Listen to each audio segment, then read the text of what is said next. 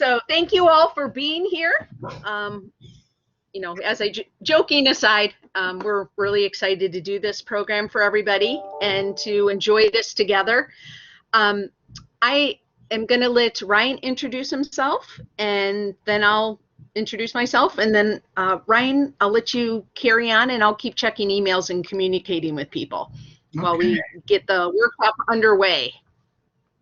Well, thanks, Amy. Yeah, it's great to be here. I'm Ryan Henry. I'm the Public Services Assistant Manager at the Davis County Public Library. I just started in that role like a week ago, so I'm glad I have the title there on the screen to be able to read it. But prior to that, I was the children's librarian here, and I've been working with the library here since 1996. So I've got a lot of experience working with kids and really families, all ages. So we'll hear a little bit about my experience doing the school readiness project. I was one of the pilot sites in Kentucky last year here at Davis County. So I'll turn it over to Amy to introduce herself, and then we'll continue. So I'm the Youth Services Consultant at KDLA, and I've been here a year now. And on some level, I still feel like I'm getting my feet under me. So the pandemic, just like everybody else, has thrown a loop in all that we do, right? So let's just start in and kick this off and talk about reimagining school readiness in hopefully a different way than you've heard before.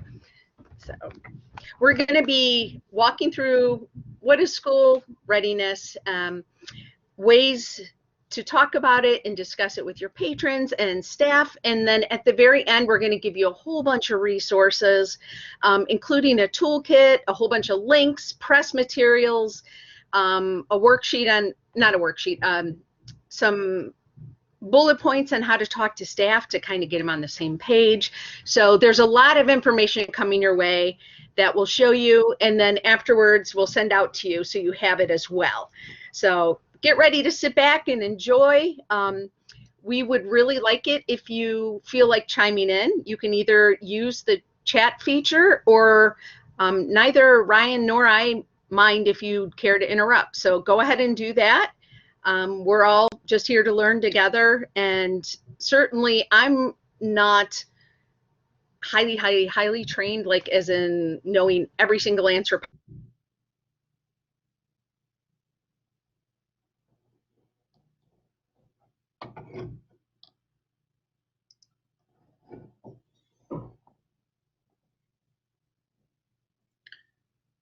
Oh. Did Amy freeze or did I freeze?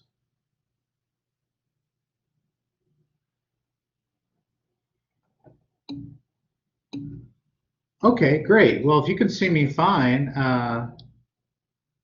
see if Amy is the one sharing her slides right here. If she can go ahead and move us on to the next slide.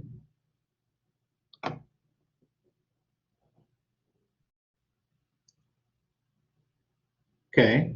Well, this is just sort of the icebreaker portion of the presentation. So I'll do that. And that's maybe, do we have some people on video here? So if we want to take just a few minutes for the icebreaker, what this is where we just kind of get to know each other a little bit. And we just pick something in your surrounding that describes a little bit about you. And we invite you to share that and talk about it for just a moment. And we'll just ask a couple of you. I'll start off. I got this picture of my dog here. This is KK. She's a senior. We adopted her a couple of years ago. And we're dog people, so we love KK. And so she is an old dog. She's learning new tricks. So I think that's a good segue into what we're going to be talking about today. So does anyone have any other things around they'd like to share with us in their office or on their desk and their surroundings? Or if you don't have it that way, you can just put it in the chat, just a little something where we can get to know you a little bit better. I'll give you all a couple minutes to do that.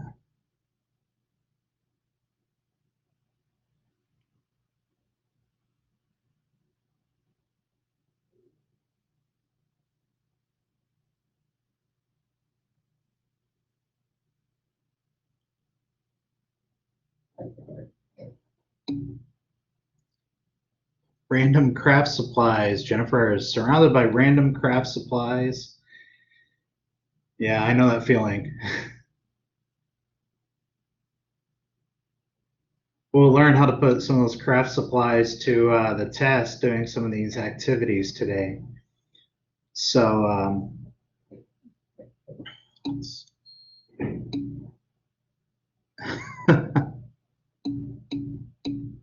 nice. Lindsay is covered in lab hair mix. Horse pics.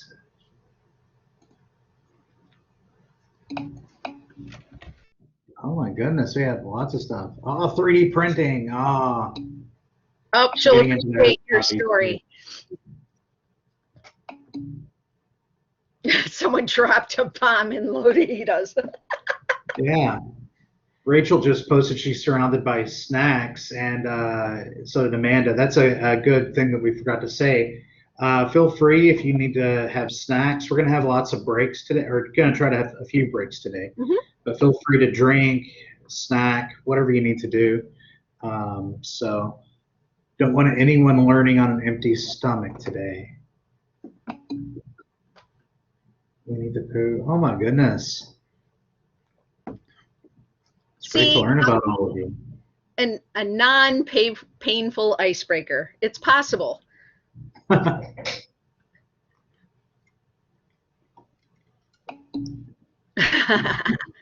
I'm sure the minute he said it, everyone was just like, no! And then there would be like 3 or 4 of us that were like, oh, yeah, that's great. Pink hair troll. Nice. Ooh. Livermore School's Earth Day program. All right. A lot of you doing to-go kits for the kids. Yeah. Yeah, we have so many of those here. Nice. All right. So many kids. Oh boy. Well, I'm going to talk a little bit about this project that the Bay Area Discovery Museum has put together along with this grant here. So the first year, and you'll see on the screen there, the first year was 4 states. It originated in California, but then expanded to Arizona, Wisconsin, and Kentucky. And they trained 200 librarians total to do pilot programs of the school Reimagining School Readiness program. And the goal was to reach 8,000 children and adults. Not exactly sure how COVID impacted that. I know it impacted us here in Davis County, I imagine all over the country and world. So the second year, they were going to expand the project out into those yellow states that you see. So, so there's now a total of 12 states that are receiving this training with 2 trainers per state. So Amy and I are the trainers here. And our goal, all combined, is to reach 720 librarians. And then you all will take what you're learning today and apply that to a total of 28,800 children and adults. Not all of you have to do 28,000, but looking at like 40 children and adults. And then it's going to expand on to 10 more states in the third year. And so they're compiling all this data to see how effective it is. And no pressure. I mean, I think I've reached that many children and adults in my career. So so that's sort of what we're looking at. So sorry. Yeah. No, you're fine. Fine, Amy.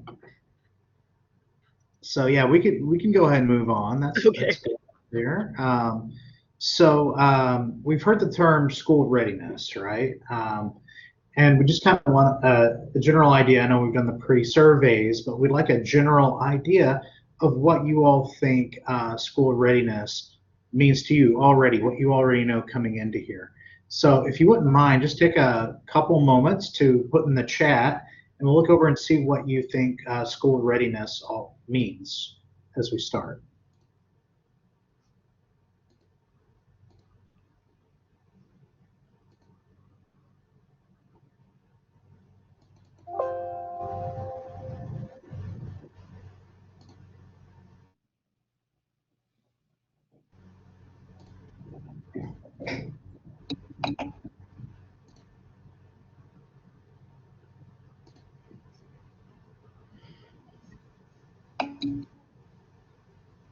Yeah.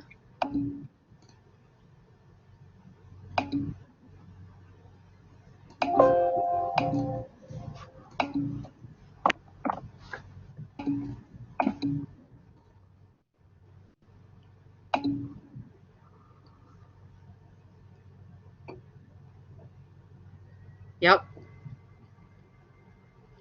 Oh, so included play. Yay, Lee. That's always something I think that gets left off. We have so much like the education, if they're ready with their motor skills, with their social skills, with their literacy skills and other learning skills. And I love including play. Yeah.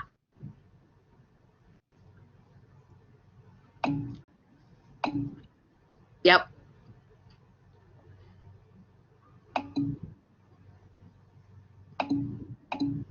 Oh, self-help. Nice. Yeah.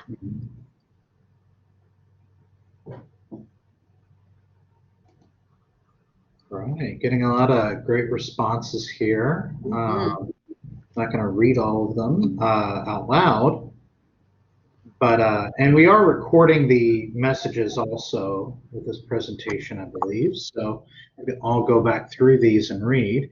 So yeah, so social, emotional, play, learning your shapes and letters, those early literacy skills. Yeah. So yeah, we're seeing a lot of those.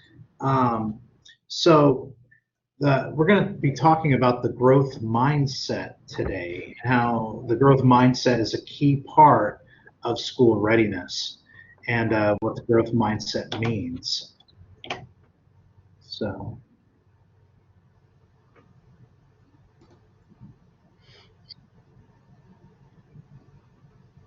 a lot of the growth mindset comes from the studies put forth in this book here, which is called Mindset by Dr. Carol Dweck.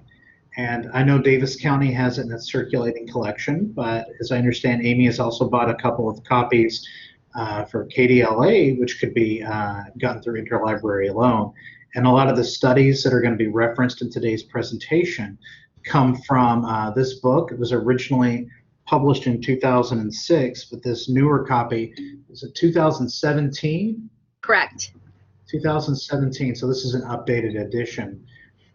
So yes, and KDLA's copy will soon be available. So we're going to talk about the two different mindsets, the fixed mindset and the growth mindset. So the fixed mindset, you can see there are some quotes that would be associated with having the fixed mindset. Now, as we discuss these, we don't want to say that one is necessarily better than the other.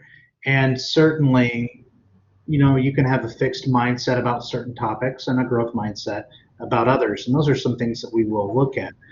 But you can look there on your screen and you can read a little bit about these traits. You can read that, you know, having a fixed mindset, you might be more likely to, you know, give up easily. If you're like, I'm already good about doing this thing, so I can't really learn more. I'm just going to stick with what I know. I'm not going to take new challenges. Whereas the growth mindset, you're learning from that feedback, you're trying new things, and if you fail at something, you get an opportunity to grow and change.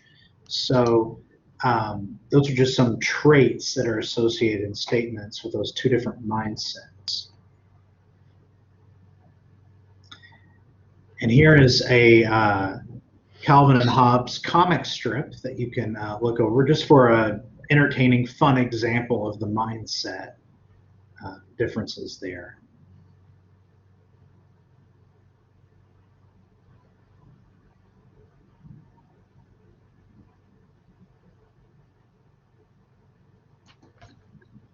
Yeah. When you approach life with a growth mindset, you understand abilities can be developed, which is a good saying to keep in mind. We're not stuck learning. We're not stuck with the learning that we've had. We can continue to grow and learn.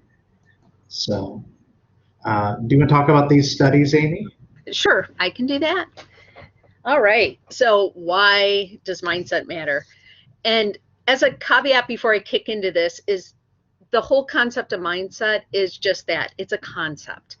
And this doesn't mean that this is the be all do all. This is the, the way to do all your services. This is an option.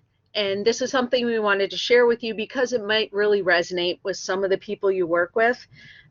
We thought there was value to it, and we thought it could be very useful with many of our patrons. So that's why we're bringing it to you. But you may have something that works very well with your patrons already. And so we wouldn't want to ask you to replace it or anything. It might be something where you could take parts of this and merge with whatever you're doing. But again, we thought there was merit to it and wanted to share it with everybody. So why does mindset matter? Let's go back and look at this. So this was a study that was done initially in 2007, and then they revisited it again on an ongoing basis, even as late as 2015. And other people have taken the study and ran with it and integrated it into their own studies. So this is looking at math achievement over time, as you could see. So if this would be kids coming in 7th grade in the fall and comparing them to what happens as they continue going through what is a portion of middle school or what's considered junior high. On the left, you see the grades that they were getting in math. And you could see that there's two different levels. So one was with the blue line is showing the growth mindset, and the orange line is showing the fixed mindset. And so you're seeing the transition of time where kids showed a growth mindset, just like you would expect. Their grades continue to creep up. Versus those that didn't have that growth mindset, that sat there and said, it's too hard, I can't do it, or they felt defensive or had some resistance. That helped them actually not have the same level of success that we're showing with those, again, with the growth mindset. So overcoming that defensiveness and finding a level of resilience really seemed to make a difference in this study.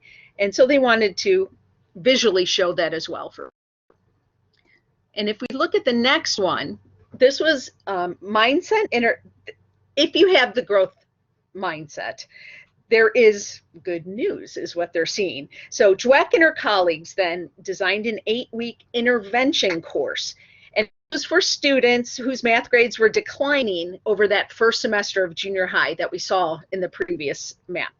So, before I continue, on the side, it flips to GPA instead of the grades. So, in this study of 91 kids, 48 of them received instruction in skill sets only, while a second group who also received that skill study instruction also had a combination of classes in which they learned about what the growth mindset was and how then not just to know what it was, but to be able to apply it to their schoolwork.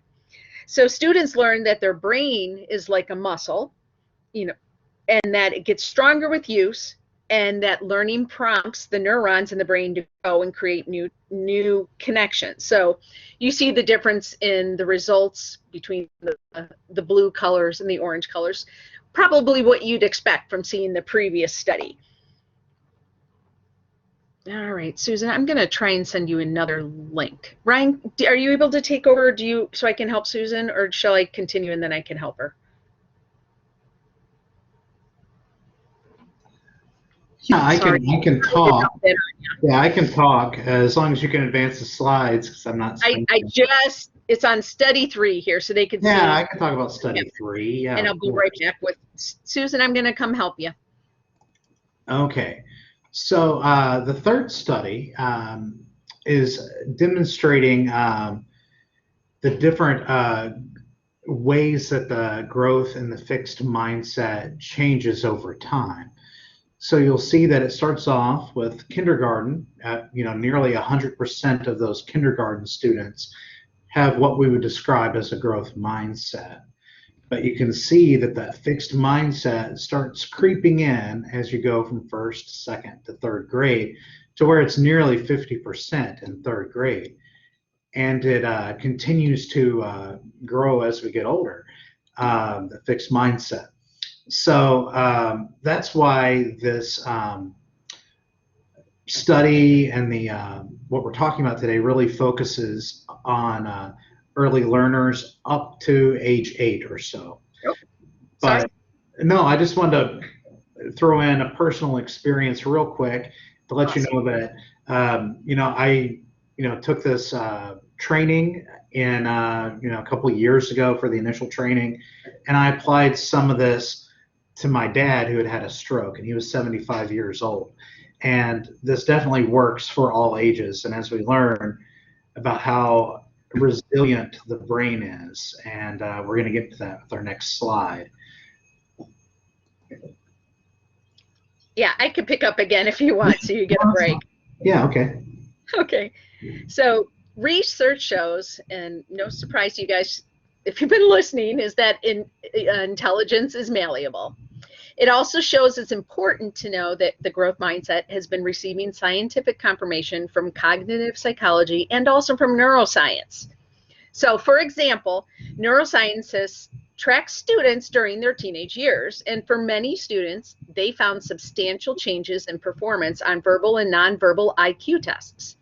So they used neuroimaging and found corresponding changes in the density of the neurons in the relevant brain areas for these students. So what that means is, in other words, an increase in neural connections in the brain accompanied an increase in IQ test performances. And while a decrease in neural connections in the brain accompanied a decrease in IQ test performances. So we just see it actually in studies and not just through our opinions. So I wanted to show you this here because this really gives us a cool imagery of this. So this is the neuron. First square on the far left, we see a basic neuron structure that's happening in the brain. And this is before any training has happened. And this is looking at something scientifically called neuroplasticity. And what that is just a fancy word that says it's the allowing of neurons to regenerate, both anatomically, that's like physically, as well as functionally in what they're able to do, and to create new synaptic connections, which is being able to send messages to and from the brain in different ways. So brain plasticity or neuroplasticity is the ability of the brain to recover and restructure itself. So it's its ability to recover from accidents, say a stroke, motorcycle accident, different things like that, as well as to structure itself, which means a brain can continue to learn. It doesn't just stop learning. So this adaptive potential of the nervous system allows the brain to recover after disorders or injuries, like I mentioned. And this also allows it to reduce the effects of altered structures due to pathologies like MS, which is multiple sclerosis, or Parkinson's disease, cognitive deterioration, maybe even ADHD. Well, not maybe, even ADHD or dyslexia, Alzheimer's, insomnia, and it goes on and on. So the first square we see on the far left is before any training of enhancing of neuroplasticity or the same concepts that are shown when we're talking about mindset. The second one, the middle image, shows after 2 weeks of training. And finally, on the far right, we see all these new neural network changes and growth. And that's what happens after 2 months of training. so they can actually image what is happening inside of our brain as we're continuing to learn. So we wanted to share that with you. So in very basic layman's terms, so a neural pathway, so we saw the gobbledygook on the previous pages. The neural pathway is like a forest in the path. As you sort of see that path there, the more it's used, the more obvious the path gets, and it continues to grow. So that's just literally what we're doing in our brain. And what we do as we learn and how we teach kids to learn, this is what happens in their brain. We're continuing to make new pathways so that learning can continue to grow and grow and grow. So ways to teach about neuroplasticity, or the mindset concept that we were mentioning. You may know many of these books, and there are many, many other books. And feel free at this point to start throwing some titles in, because I'll put all the titles together at the end and send it to you from this workshop and then the previous workshop we did last week. But so when books that are like, I can't do it, I'm not able to do it, it's too hard, overcoming, being resilient, all of those show this and help to teach about having a flexible mindset, that neuroplasticity. Yes, Ish is one of my all-time favorite books. It's about a child that's learning to paint and really doesn't do it as well as peers would expect, or family members in this case. And so the child starts saying, well, it's plant-ish, or it's book-ish, or it's tree-ish. So it's sort of, and being content with where they're at and still continuing to try. The magical yet is another one that really shows some neuroplasticity. Is the child is trying to do all these things but can't do it yet. And it's that yet that is the magical thing, that someday it might be there and it might not. And the child's okay with that. But that magical yet gives her the freedom to try and to attempt to overcome problems and problem solve, think through other alternatives and options that may be out there. So if you think of other titles, just please throw them in the text. And like I said, I'll combine them into a nice little bibliography to send out to everyone later. Just some different ways you could share these ideas without even having to say a word that is your own, and you can use other authors and illustrators' words. So as Ryan had mentioned before, different challenges should be celebrated. And that may be really hard for some of us. I don't personally always celebrate my challenges. Sometimes it's really hard to do that. So we do our best, we keep on going. There's a lot of the jokes of, oh, when you see an impediment, you're like, oh yeah, bring it on, and I'll take the challenge. Different ways to reframe difficulties and how to walk around it. And these are very much about the process. It's not something that's going to happen immediately. It's a long-term experience that we'll be going through. Oh yeah, Lindsay, for sure. Not a box. I love Not a Box or Not a Stick. Both of those are fantastic, by Antoinette Portis. Yep. So we're developing a growth mindset. So here's some phrasing we can do for ourselves, for our patrons, for families. As you're walking through your department and you hear something said, you can go up and say one of these to kind of give examples, just without even countering them, but just, what's the word? To model it for them. So instead of I give up, saying, oh, can you come up with another way to do this? Or I'll use a different strategy, is what the chart says here. Or, I made a mistake, and, they can get kind of stuck in that. And, I had a friend that would be like, I made a mistake, I suck. And that was just kind of it. So kind of working toward to overcome them is, it's an opportunity. We can do other things. Let's try and find out how to learn from this. what am I missing? How can we say this differently? How can we work through this? What if we tried it together instead of on your own? Different things like that. Different open-ended questions. That's a real key thing. But what we're recommending then, and kind of to sum all of this portion up, is teaching children that the brain is elastic, that neuroplasticity, that all of us have the ability to have, but not all of us exercise. Definitely praising process. I'm sure many of you are pretty heavy on the praising, but take this as an encouragement then. Also normalizing successful failures. That means they're being brave and are trying new things. And that is something to celebrate. And again, the next line is celebrating challenges and risks. And learning what their limitations are is a gift that we can give to our patrons. That also is a good thing, but they can't find out limitations until they try and try and try. So there we have it. And actually, we are at a very nice place. Did anyone have, I see more comments about book titles. Does anyone have any thoughts they'd like to weigh in on right now? You can either use the mic, you can feel free to text if that's more comfortable for you. Does this resonate with you? Are you doing things like this already in your workplace? How are your patrons taking it from you? Are they accepting? Do you have some resistance?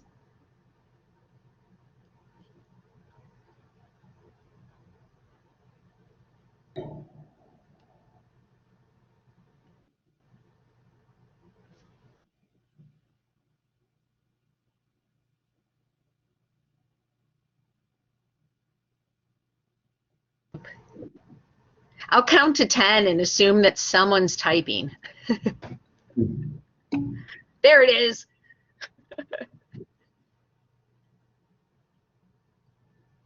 Right. Yeah. I think it's with the process part, that sometimes can be hard for our successes as librarians, we're asked to quantify numerically what we're doing. And yeah, it's a challenge for sure. Right. Yeah. I mean, you probably often see adults jumping into craft and art projects to make it look good, to make sure it's colored correctly or whatever. But right there, Lindsay was typing what I was saying. Exactly. Yeah. You don't want the parent to. No. It's great. I'm glad you came up with it. Saves me from having to talk. My husband he's a social worker in a school, and he had a kid sent to him by his teacher because the child kept coloring an elephant pink instead of gray, and she was in kindergarten.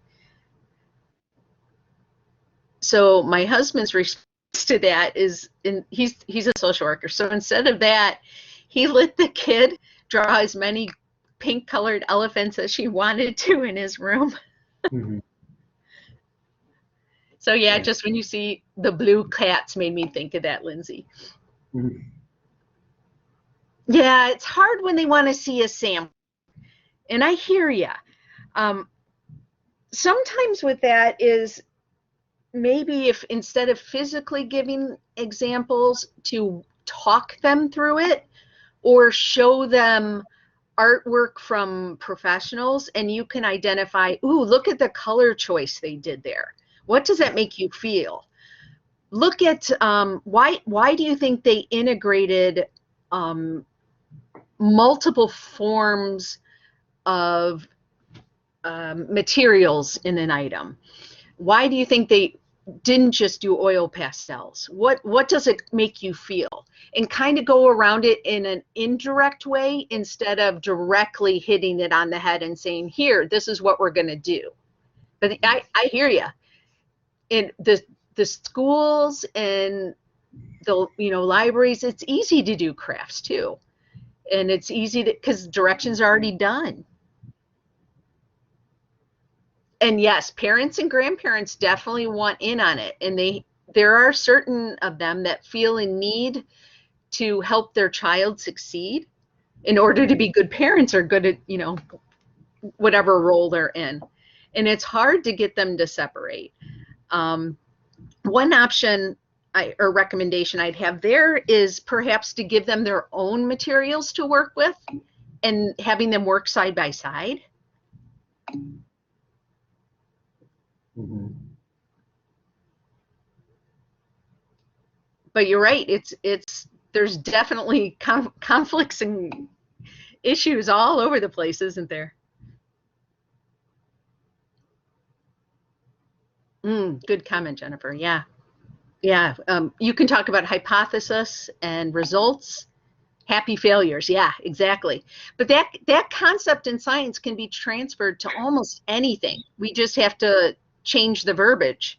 It's not as common to hear a hypothesis talked about in an art project, but the same concept can be portrayed. What do you expect? And I call it a hippopotamus to make the kids correct me. Ah.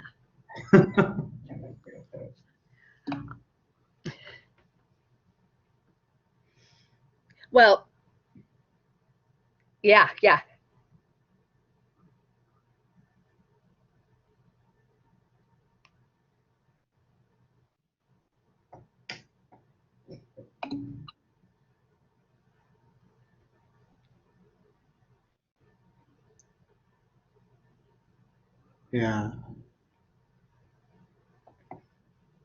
Yeah, makes sense.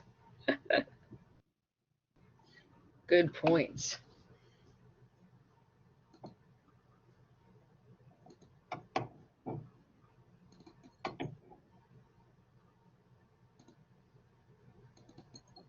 I'm pulling in the next one.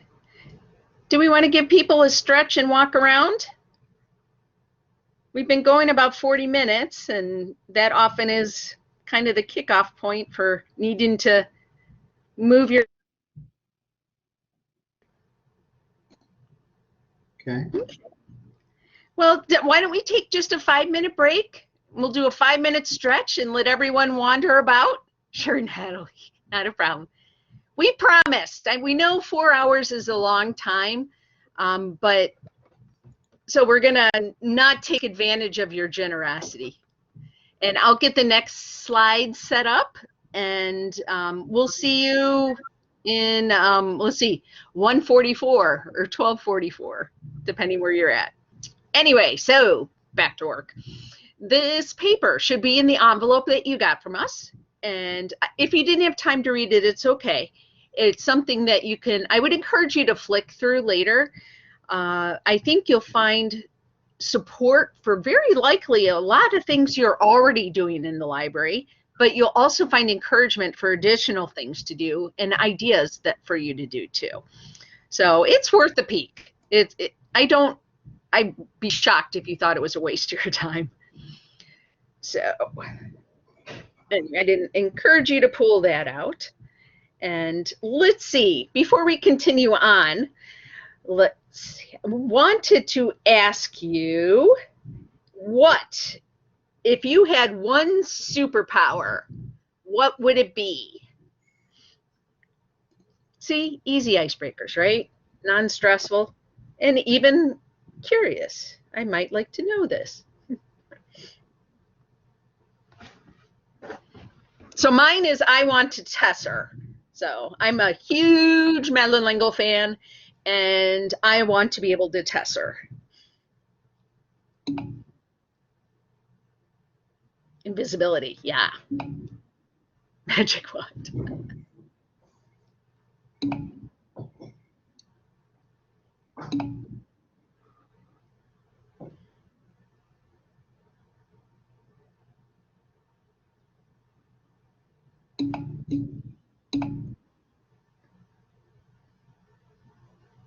Jillian, you and me.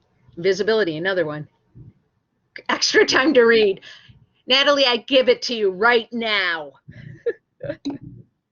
Take time tonight and read. Freeze time. Oh, yeah. Oh, yeah, breathing. Man, these are good. A library book fairy. Mhm. Debbie. Telekinetic. Yes. Oh, yeah. Yeah, that's when you really want new time, Natalie, is when certain books you're waiting for come out. 3 Invisibles. All right. I'm not even going to ask what you do with that power of invisibility.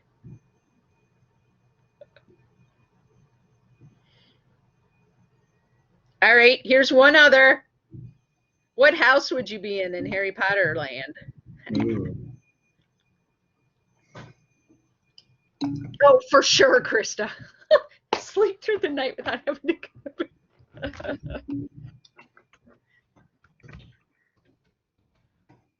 Gryffindor. Slytherin, I believe it. I think all DMs are Slytherin. Yeah. Funny thing is, I have a Slytherin like badge and lanyard, and kids will come into the children's department and see me wearing it, take a couple steps away from me. So, that is fantastic. Yeah. All right. Wow, dominant of Ravenclaw and Hufflepuff, though. I think you're the sole Slytherin. Oh, that can't be. The rest are just hiding. They saw how I was treated. Oh dear. That could, yes.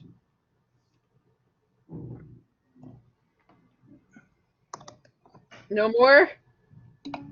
Oh, there's one. Ravenclaw in your old age. Yeah, you're ancient. There you go. It used to be Slytherin, but you got better, huh? I got better. All right. Good answers. All right. We live in a land of Hufflepuffians and Ravenclaw. So, excellent. Thank you. That was, I thought it was for myself. I'm very thankful that others got it, Joy. Sometimes I do random things for myself, just so I can kind of internally giggle. So, anyway, all right. So let's talk about this position paper a little bit. Just a flash round. So, the Discovery Museum started with this, and all right, I got to stop looking at the chats. You guys keep cracking me up. All right. So the Bay Area Discovery Museum approached Californian public libraries and they did a test run with trying to find out if what they were seeing in the museum was also happening across the state. So they felt a growing sense of urgency to prepare children for school, but they also saw how it could lead to misdirected efforts. So there's pressure to close achievement gaps, and so that's happened so that many educators increased didactic and academic instruction, and then removed exploration and hands-on learning and imagination. And there's all of those things that we really try to encourage, but I'm sure you saw this happening over the last decade. I'll just to limit our discussion a little bit, we'll say the last decade, that has been pulled out and, a heightened increase to be taught answers and a heightened focus on test as of course an unintended, well, we'll say not necessarily unexpected, but I think it's honest or it's legitimate to say it wasn't necessarily anticipated that this would happen, that we're missing the mark on preparing children for learning and achievement, because we started equating school readiness with a finite checklist. So we have the BRIGANCE checklist, and it gives a whole series of different things that kids need to do to show that they're ready to enter kindergarten, or mastered by the time they're 5. So instead, we should think about school readiness as a robust developmental process that doesn't stop at 5, but it can continue and well through the early childhood years and even through age 8. So 3rd, 4th grade we're looking at. So by age 8, children need to have developed complex thinking skills, and we see this evidenced in what they're doing in conceptual math.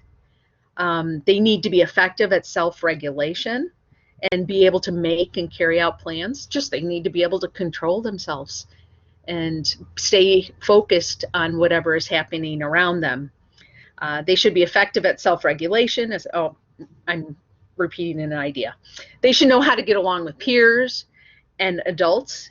And I think during this, it's my theory that during this pandemic year, that point will have been stressed quite a bit. Not stressed as in focused on, but under stress, because they're not surrounded by their peers. And a reaction that's happening over an internet is very different than a reaction that would happen with peers in person. So all children are capable of developing these skills, though, that I mentioned above, and adults provide developmentally appropriate and the rich experiences that we can come up with to help boost their learning and to help them with their cognitive development. So these points that I just mentioned are the 6 key findings that they focused on and then flushed out. And we're going to talk about them a little more in a second. So when we look at adult children reactions, and this is kind of, well, let me flesh it out a little bit more. We're going to be talking about 3 main areas that the findings in that paper that we mentioned came up with. And so it was talk and play, science and math, and body and brain. And they just lined up well. They had points that were interconnected enough, so that's why they got paired up together. So when we talk about adult-child interactions, we want to say that the conversations we have, the questions we ask, and the experiences we provide, the feelings that are involved in our interactions, they matter. So when we're in a story time, you know this, when a kid is involved and interactive and when it's just a solid story that you love, those story times just really rock. You just feel the entire crowd getting sucked in and involved and interested. You know when you got them in the palm of your hand, and you know when things are resonating for you. So communication with caring adults has a profound impact. And that's not only on our language development of the children, but also on how they are cognitively processing that which is going on around them. So there's a couple studies that have been done looking at this specifically, but there's one study that's mentioned in the toolkit, and I'll just leave it generic for now, that it demonstrated that affluent college-educated families talk more to their young children than families that live in poverty. So that prompted campaigns to address this word gap by attempting to teach families the importance of talking to children from the earliest of ages. So that's that push for school readiness that we've heard, especially over the last 10 years. There's been a big angle toward that. So research specifically on what they're calling this word gap has surfaced now with 2 important findings. When young children experience more language exchanges with adults, their brains then learn to process language more efficiently. So it's that trail through the forest again. The more that they're using vocabulary words, the better fixed the trail gets and more established it gets and more comfortable they become using those words themselves, not just hearing, but then they'll put it out and repeat it for themselves. Secondly, the importance of what children hear and the quality of that is more important than the quantity. So looking at what words are shared in the conversations you are having is shown to be way more important, which doesn't necessarily jive with my thoughts as a mother. I think, I want to have these conversations with my daughter and be involved and present. But yet, when I think about it more, it makes more sense. Is like, it's not the hey, how you doing? You know, the surfacey conversations that really help her developmentally and shape who she is as a person. It's those, you know, the next level of conversations that make the difference. And then that made sense to me a lot more. So, well, overall, the quantity of speech a child hears is important, of course, and that's important for language development. Rich interactive discourse, so that interactive back and forth conversation that we have, supports a child's understanding of shared communicative context. So what all that is to say, probably that which is already obvious to you guys, that quality language exchanges matter. That's where the differences happen, and that's where the word gap is diminished. And that too is a way that we can help our patrons learn more. And the studies that were done before, they were looking at the poverty gap causing a word gap. That was just that study. That's not to say it doesn't happen in other populations and in other demographics. They were doing a specific study in that angle that was pertinent to what was happening in California. So that's why that angle was focused on.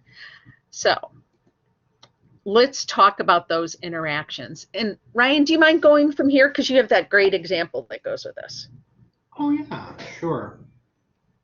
So we're looking at a couple of different, or a few different ways that interactions between adults and children will work. And you'll see this chart here where if it's a child-directed activity and a child-initiated activity over there in the left hand, that's a free play. You just put out the toys, let them do whatever they're going to do, and don't tell them what to do with them. That's free play. Where an adult-initiated, child-directed in the upper right corner is guided play, where you kind of like give them ideas about how to play with the toys. Co-opted, adult-directed, and child-initiated, where you know, actually kind of take it over, and then direct instruction, where you're giving them a project to work on. So basically, they did a study on this through Becoming Brilliant, and so what they were doing, they had 4 and 5-year-olds, and they were given different shapes. Some would be the typical shapes, like this is a circle, this is a square, and some maybe were shapes that aren't as easily described. And they were led through different types of play: guided play, direct instruction, and free play. And the kids that were playing both in the guided play and direct instruction were learning the properties of the shapes. Like the triangle has 3 sides, square has 4 sides, and they're all the same length and described that way. However, the ones that were in the guided play group were more accepting of the atypical shapes. So they were able to figure out different ways to play with them and say, is this a shape? Even though it wasn't 3 sides like a triangle, they could recognize that it is a shape. So, yeah. So, yes. Okay. So these are the conversation starters here, where it's a way to phrase questions that are not judgmental about the way you notice that children are playing. For example, there's viewing. I noticed you colored the sky green. Not why did you color the sky green, or the sky shouldn't be green. So that's just it starts the conversation. It doesn't just end it, because the kid is able to then say, oh, I just really liked green, or that's not a sky, that's a sea, or that's grass. They can just it starts that conversation. I wonder, how can we make the car move slower? And that starts that conversation with the child. Tell me more about your design, so the child can express their ideas. So just starting these conversation and encouraging not only your staff and yourself to do that, but also encouraging the adults who came in to the library with the child to have that kind of conversation at home and as they play in the library is really beneficial. And this image here is actually one of the posters that are available in the toolkit. And there's others like this. And so these would be signs you could put up all over the library or, you know, in the bathroom stalls so that they have something to read, just to encourage very indirectly people to use these open-ended questions. Mm-hmm. Yeah, because speaking to adults that way, they're modeling that behavior, and adults love communication too. I think especially now, you know, I'm finding that people come in and have small conversations with me just because that social interaction has been lessened over the past year. So yeah, it's very valuable. Yeah. Now I'm going to play a video that's just great. The sound is a little low, so you're going to want to turn your speakers up as high as you can. I have mine up as high as I can. I also put the link to this in the chat, and I'll send it out later too. But I wanted to play this. And it might be beneficial to mute. To mute myself? Oh, no, I'm just so if you're not on, if your mic is the other participants, that way there's no feedback. Yeah. I was like, really? All right, here we go. Right. They need to work on that, right? Yes. Okay. Did you understand it though? No. Okay. All right. Oh, not this one. This is right now. Yeah, that's the last one.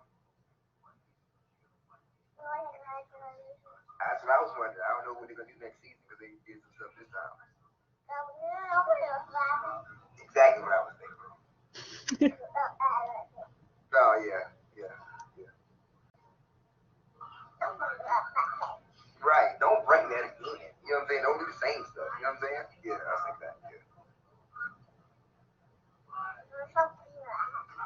Yeah. Like go somewhere else with that, but don't bring it here. You know what I'm saying? Yeah.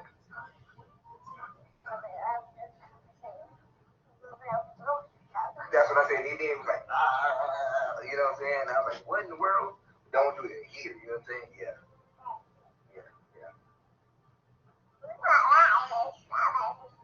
Really? I thought the same thing. We think a lot alike, huh? Oh, that's crazy. Right. Adorbs, right?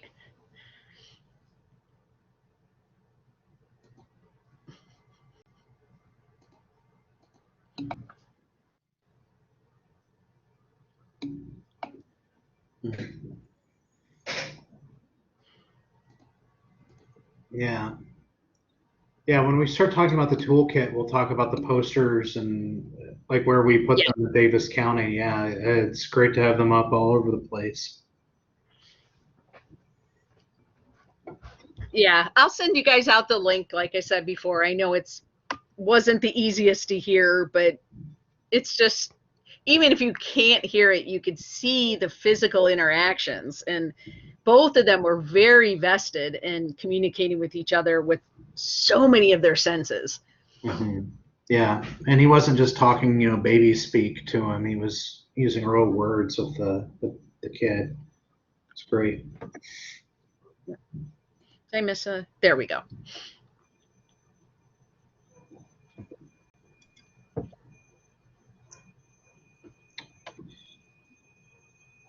Yeah, so the talk and play. So we're learning here about the social skills develop through playing together, talking, and communicating. And there's a study it was a 20-year retrospective study that is basically looking at children that with early socio-emotional skills, and found that to be a critical component of what they determined was future wellness and success in life, that they were more likely to have a positive life outcome overall. So these just sort of,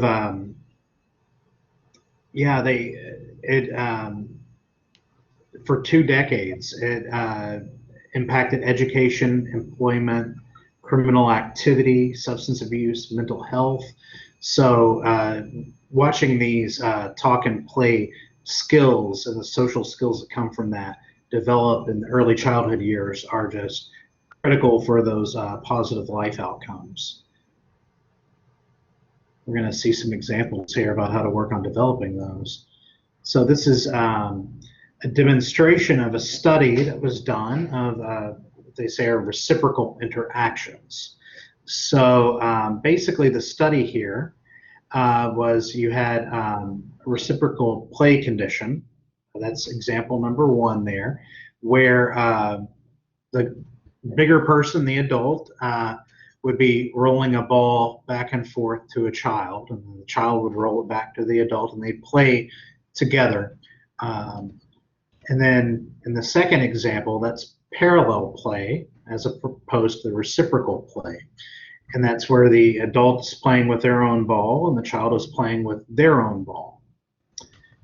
Then the next example that's given, the experimenter would accidentally knock over something, in this case like dropping a pencil or pen to the ground. And the children who were playing reciprocally, so rolling the ball back and forth to the adult, were far more likely to help pick up the object, 3 times more likely to help pick up the object for the adult rather than the ones who were playing parallel or playing with their own ball.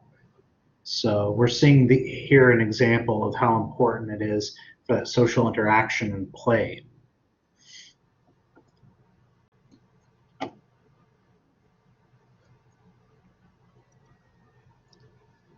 So earlier someone was making the example of how they love teaching science, and this component here is the science and math component. And this is just a critical way to learn this information.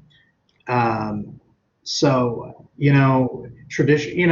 the way that science is often taught is to learn facts and things like that, but the best science education is that asks children to do the science.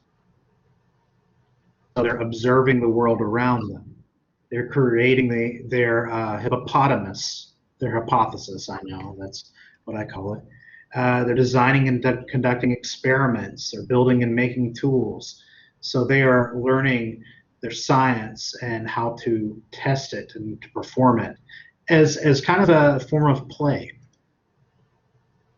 So, Amy, do you want to jump in on this one? Well, sure. Yeah. Okay. Just to continue, this is again the process, the experience, the exploration, to use the word in front of us. It's not just about that one-time answer that, one and done, and then let's go on to our next project. It's looking at the hows and the whys, and not just focusing on a specific answer.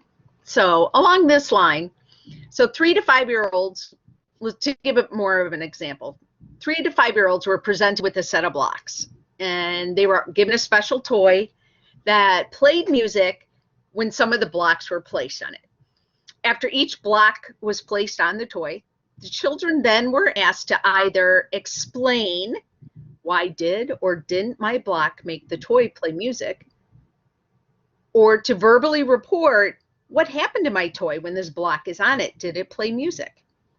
So the difference between these two is when preschoolers were asked to explain, they were more likely to focus on the causal property of the blocks.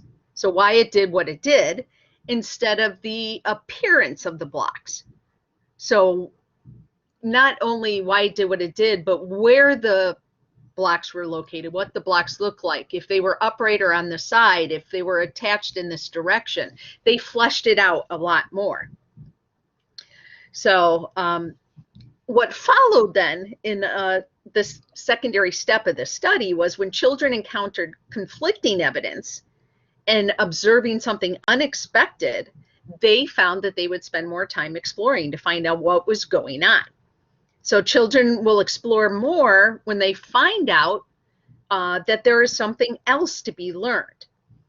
So the continued aspect of this study was then they had a group of 4 to 9-year-olds and watched how they explored, what their patterns were, what they did, and what specifically would happen when these kids observed conflicting evidence with how shadows were formed. So they used a shadow machine, and that shadow machine projected shadows of puppets in varying sizes and varying distances from a light source. So as you can imagine, children were confronted with conflicting evidence here because they had to perform additional experiments to find out what was going on. So the closer an item was to the light source, the smaller the shadows were. But if they moved it further away, the shadows grew bigger, but it was the same object. So that didn't necessarily make sense without further exploration. So when children were confronted with this, they were willing to step into that space of exploration.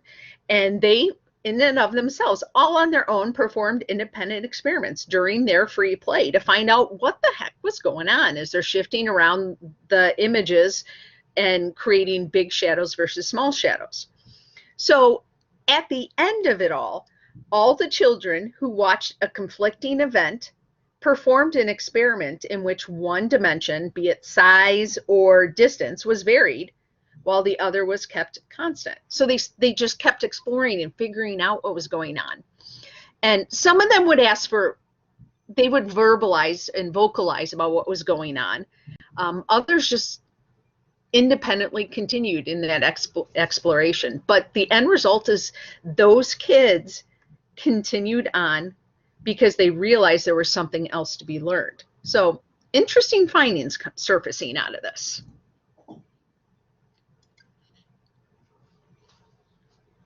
So other things, remember I said there were 3 areas that they found. So this is the science and math area that they wanted to focus on too. So early math skills predicted long-term success in school.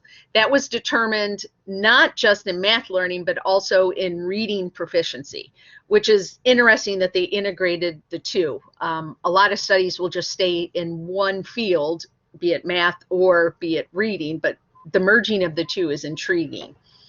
So preschool math knowledge, they found, predicts math, not only math, but literacy over their academic lives. So they had found that math skills in early education are predictive of successes in both math and literacies, but the inverse was not true. So if literacy skills in early education are not predictive of math success. So interesting there too. Continued research on spatial skills. So say the ability to mentally manipulate shapes and objects within an environment, and math skills emphasizes the importance of spatial thinking for school readiness and success in STEM fields. So some of you actually, I believe, mentioned, I'll get to that in a second, mentioned the physical ability to manipulate your environment. And so this would tie into that some. But it also, they found, and this is where it's also exciting for us as educators, is that research indicates that spatial skills also are malleable. So that plasticity, the neuroplasticity we talked about earlier, also works in this scenario. So that's kind of nice, because that just gives hope, doesn't it? Things aren't fixed and solid and one and done. We have the ability to continue changing and growing. So, Jennifer, can you flesh that out a little bit more? Does it have to do with the crossover skill of decoding? Decoding in which scenario? I can think of a couple different definitions of decoding. Ryan, do you have an answer to that with what you see? No, I'm not sure. Not sure. We could. Yeah, when you get a chance, Jennifer, you could flesh that out. And if I don't know, I'll ask. So we had a question here of which of these activities promote early math skills? And if you can, feel free to type it, the letters or letter of what you think helps with early math skills. It'd be fun to see what you guys come up with. Jeez. Nailed it. Forget it. We need to make this harder, maybe blindfold them next time. I thought the weaving one might be difficult for some people. But yeah, forget it. You guys got it. Yes, you're right. Yes, yes, yes. Not sure about C. Okay. Well, that's cool. So with C, you have patterns. You have the concept of over and under as you're weaving. You also have the linear concept of weft versus, oh shoot, what is the other angle? Essentially creating a graph where you have vertical and horizontal lines.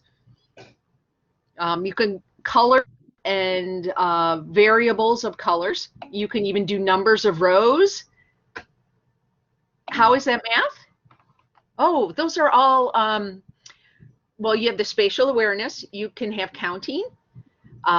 You can have linear versus horizontal lines and shapes. You could talk about the lines on a loom being rectangular, how to make squares, how to change that into a diamond or a triangle. No, just, you're not old. That's not, it's okay.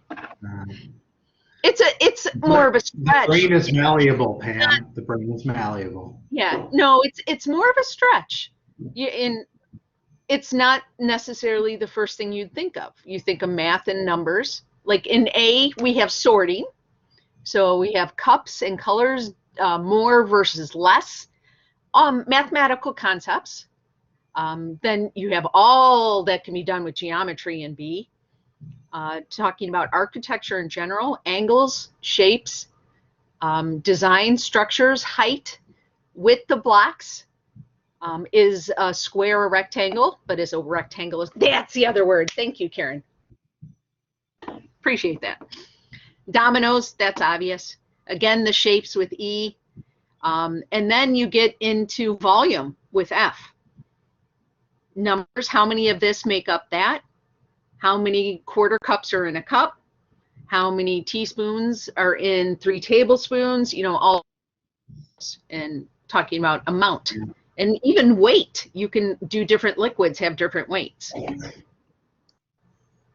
Yeah, the even learning the measurement is something that's come up in my activities here where I've done slime programs. I've done slime programs and parents aren't like, well, how much is a half a tablespoon? It's like, well, it's a tablespoon, but a half, you know, it's like, yeah, so we were, even adults were kind of trying to grasp some of that. Oh, we got some description of decoding over here in the chat. Yeah. I think Joy and Jennifer nailed it. Yeah. Yeah, I just put this in the text. Sometimes it takes a while to come up with the words. We don't always have the vocabulary to describe the thoughts that are in our head. So maybe this workshop alone will give you some more vocabulary words to mess with.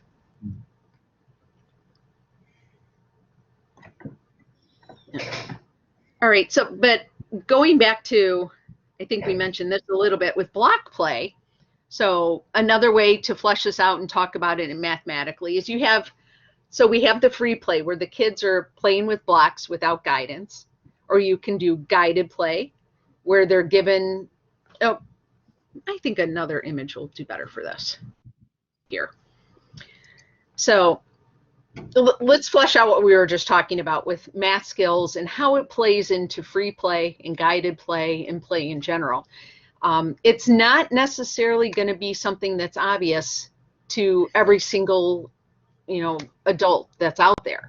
Sometimes there's things going on underneath and being developed in a child's mind through free play and guided play that aren't always evidenced at the very beginning. So let's talk about using these Lego blocks for a second. This was a study that they did back in 2011 that was talked about in Mindset too, and also brought up with that is the Bay Area Discovery uses at their location. They did some research with preschoolers to demonstrate the important roles parents, adults, older teens can do to help teach and interact with the child about spatial education. So what happened in this study was researchers observed parents and children playing with the blocks for about 10 minutes in different scenarios. So the first scenario is where the kids were allowed to do free play. And so they just played with the blocks without guidance. In the middle image, they used some guided play where the children and the people with them, so adults or older siblings or friends, were given numbered photographs, sort of like Lego kits, to build a structure. And then in the final image, the third scenario, they were given pre-assembled play, which what that meant was the Legos were glued together, already ready to go. So essentially they were given a house and some cars and watched what happened.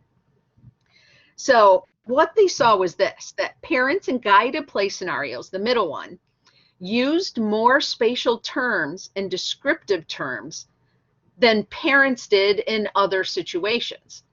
So in the free play, they watched the child play, but didn't really seem to discuss it or have a dialogue about it. In the fixed play, in the third image, it was already pretty much set. So the discussion wasn't at all or very little about any spatial education or spatial vocabulary. So that middle one seemed to actually be the core key way to play, was within guided play. That one seemed to really facilitate the conversations that brought out the key vocabulary words and learning opportunities for the kids. So the children then also, it wasn't just the parents having the conversation, or children then also in the guided play, that middle one, had more spatial talk. They responded more than they did with the first scenario or the third scenario. So what does that tell us? That suggests that play and the play context impacts the amount of vocabulary, and in this case specifically spatial vocabulary, that children are not just exposed to, but also produce. So that in turn, they found impacts a child's understanding of like over and under, next to, beyond, turn, twist, angle differently. All those words surfaced far more when an adult was giving a chance to work with a younger child in an open, like a more open way, but yet with enough guidance that there was a conversation to be had. So, and again, this type of information, and it is in the toolkit too, and there we will be giving you some different ideas and even specific ideas, not just to demonstrate and talk about, but actual programming ideas too. So that's coming up too.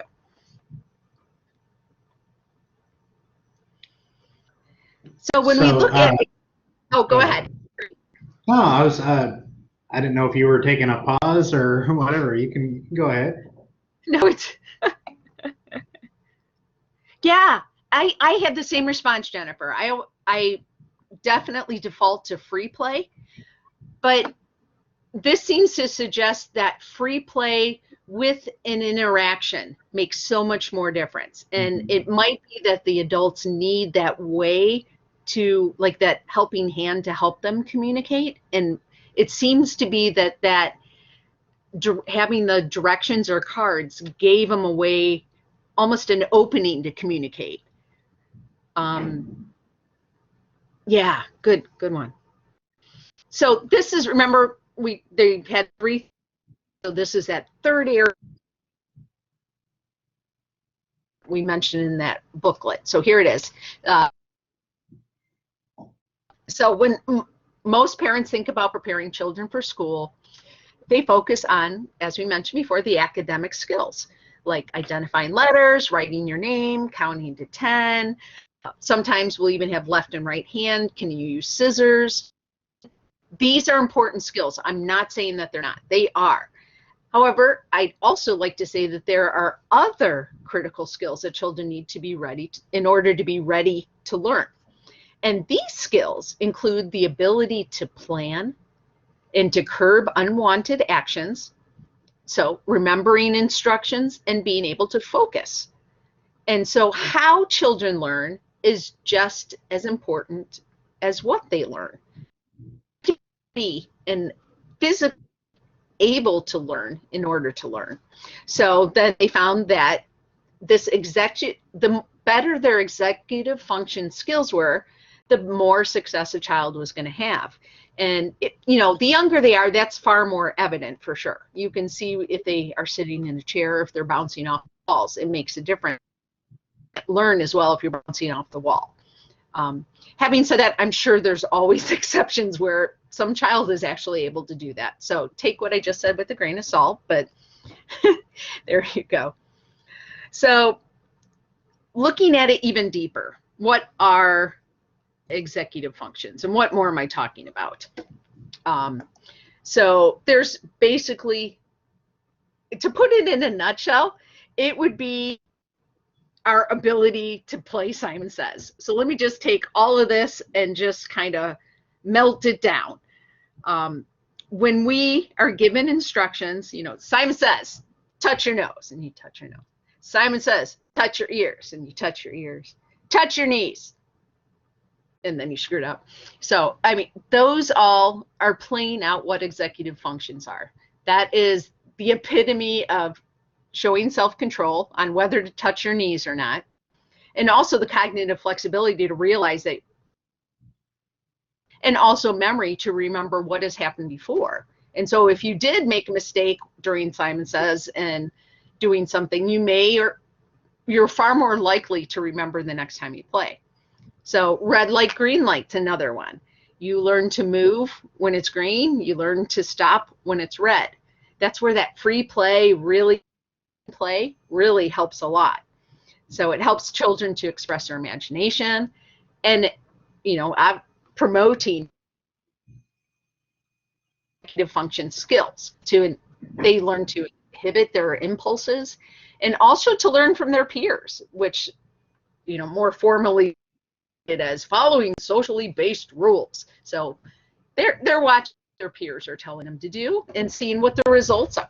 And pretend play really helps with that.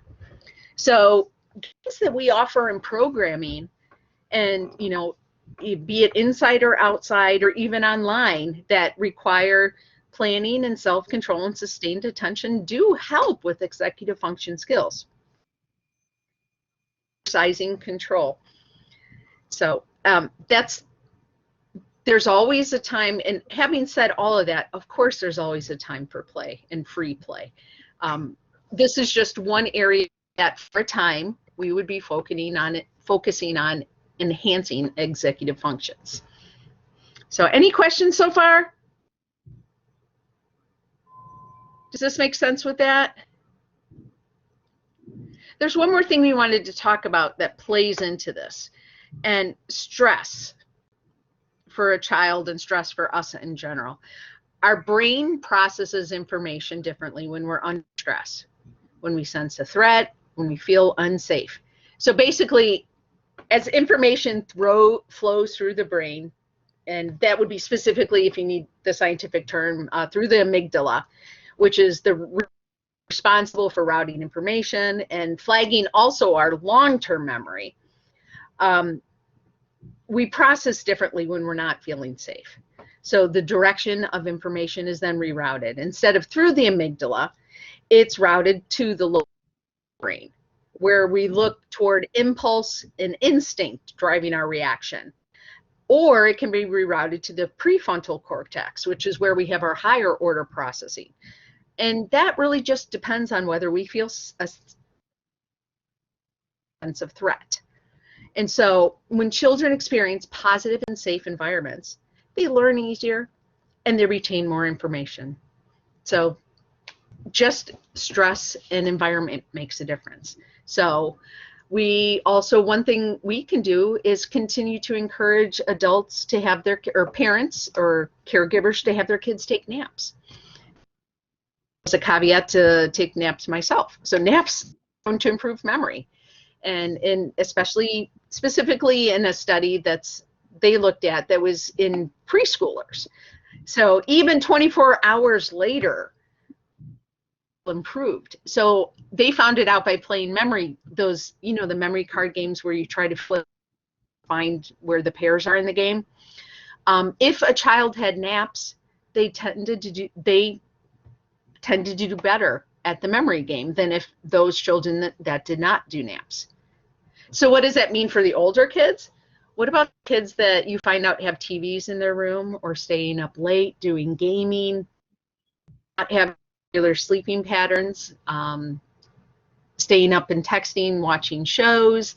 You know, that's something, you know, we can encourage them just to try not to do and think what might happen. Just random suggestions here and there may make a difference. You know, maybe not.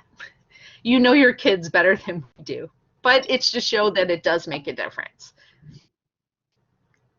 Yes, and we haven't even gone there, but you're right, Lindsay, that recently there have been studies that are linking the cortisol to brain damage. And yeah, and as we have more Zoom fatigue, as they're labeling it, or more and more internet interaction, I suspect we're going to have a higher level of these studies coming out to show what's happening in our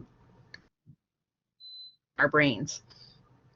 So wanted to offer you guys now just a chance to, we're going to step back, take another break, and we're going to do a longer one this time. So we're going to go to 3:10 or 2:10 if you're in Central. And go ahead, step outside if you can, do some stretches. And if you would start to gather, or not start to, but if you would gather up your materials that you have ready for the activities, because we're going to start to show you and work through and go through some different activities and give you hopefully some alternative ways to talk about them and show you different ideas and options that the Bay Area Discovery Museum has used and that Ryan and his library and those other states did last year. He's going to talk about some of the responses that he had and has witnessed. And hopefully some of you will be brave enough to show us what you've made, because everyone will have gathered different materials because you weren't limited to our list. So we'll see you back at 3:10. Welcome back, everyone. I hope you enjoyed your break and had a nice rest time, stretch time, eat time, goof time, whatever. So we've been having, some of us came back earlier. We've been having a great talk about process versus product, art specifically, in the chat. If you stayed signed in, that's still available to you. I did also, since it came up, we talked about the cortisol and brain damage studies that are in the chat as well. I will also send that out later so you guys can have that available. But since we were talking about process versus product and having conversations together, not directing or telling, but interacting, I wanted to show you a couple of videos that we were given. These are the first two that we'll see here were through the Erickson Institute, where they were doing some basic math studies and interventions and trainings. And this is a mom with her kids and wanted to share this with you. Volume should be okay on this one, but just in case, you may want to keep your hand on your volume. And again, I'll send this link out later to you. So here we go. And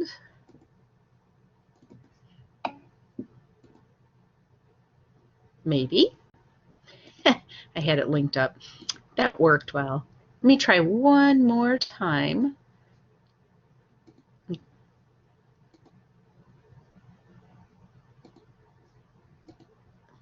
All right. You gonna put in the toe? It rolled all the way down. And it came out the other end. What about you, Cody? You gonna drop one of your balls in there? Look. Uh-oh. It won't go in there. Look. It won't go in. Let's see what will happen if we try to put it in that one over there. Don't try to put it in that one. Let's see if it'll fit in that one. Nope. It doesn't go in that one either. What about if we choose this one? This bigger one. It's fire. Does it go in? Yep. Yeah, it went all the way through and it rolled all the way over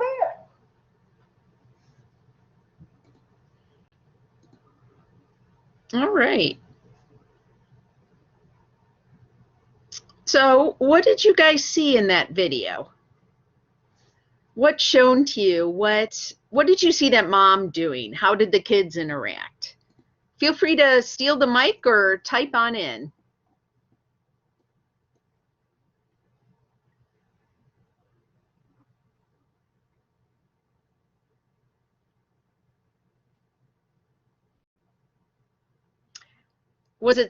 Did you find similarities with the first video we saw with the dad and his son on the couch? Did you find differences? Yeah, finding a way to play and have fun with what's there. Yeah, for sure. Kids can, and parents, if they allow themselves, can come up with a lot of different options. Demonstrating trial and error, teachable moments. Right, she grabbed onto a teachable moment. Yeah, when it didn't work, she went, uh-oh. And the kid looked at her like, oh, no. Yeah. But she didn't stop. She didn't say, oh, well, forget it. Let's do something else. She said, oh, you know, she kept doing more and kept trying more. And the kids were sometimes engaged and sometimes not. I suspect they were always listening, though. It may not have been kind of, if you saw it spatially, they were gravitating around her, like she was the center and they kept circling. Yeah. All right, let's look at another one. This one is in a classroom setting. And so I'm gonna go over to that one. This one has good volume too, so you should be okay with that one as well.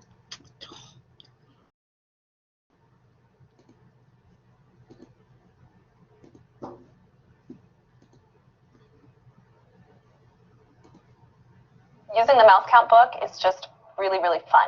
You are... Oh my gosh. Grammarly does more than I honestly had this set to go. Grammarly, you can find... Here we go.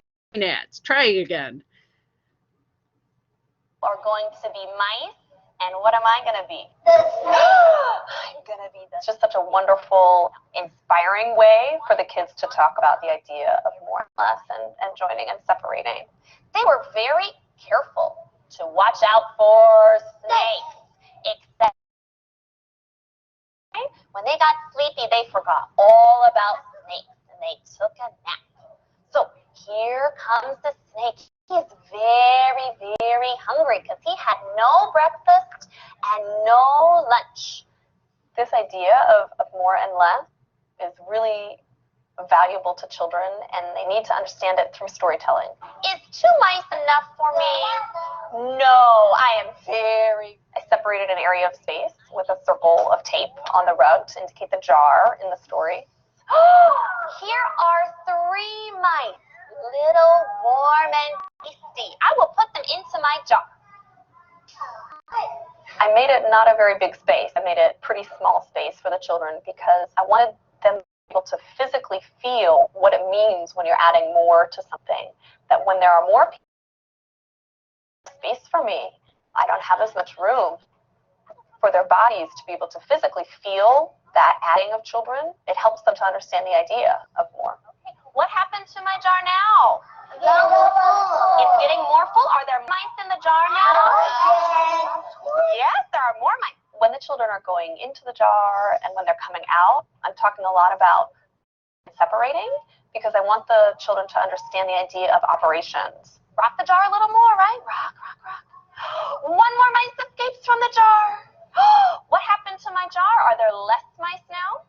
Yes. There are fewer mice now. Okay, rock, rock, rock. When you add more to a set of objects, you have a larger quantity, you have more. And when you take students away or you take objects away from the jar,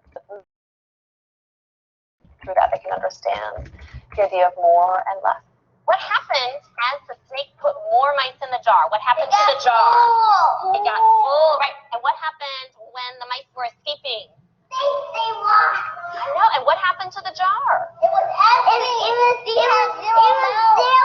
There were 0. Working with preschoolers, doing this storytelling, changing, adding, and subtracting is their first experience with these higher order mathematical subtraction and operations. Once upon a time,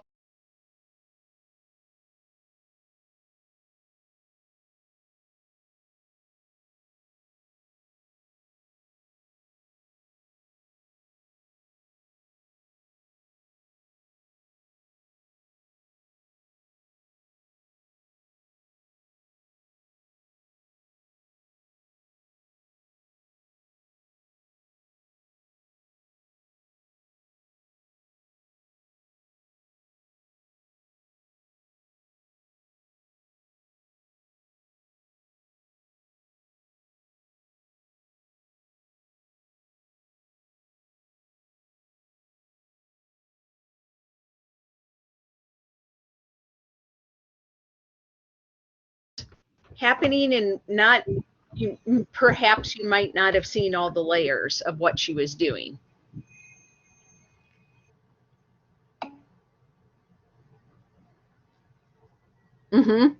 Yeah, with physical movement, I saw too that when a child wasn't paying attention, she just reached out and gently put her hand on their shoulder or their leg, and then they were very involved again, right? Brought them back. So super simple. She just had a silly sock on her hand, right?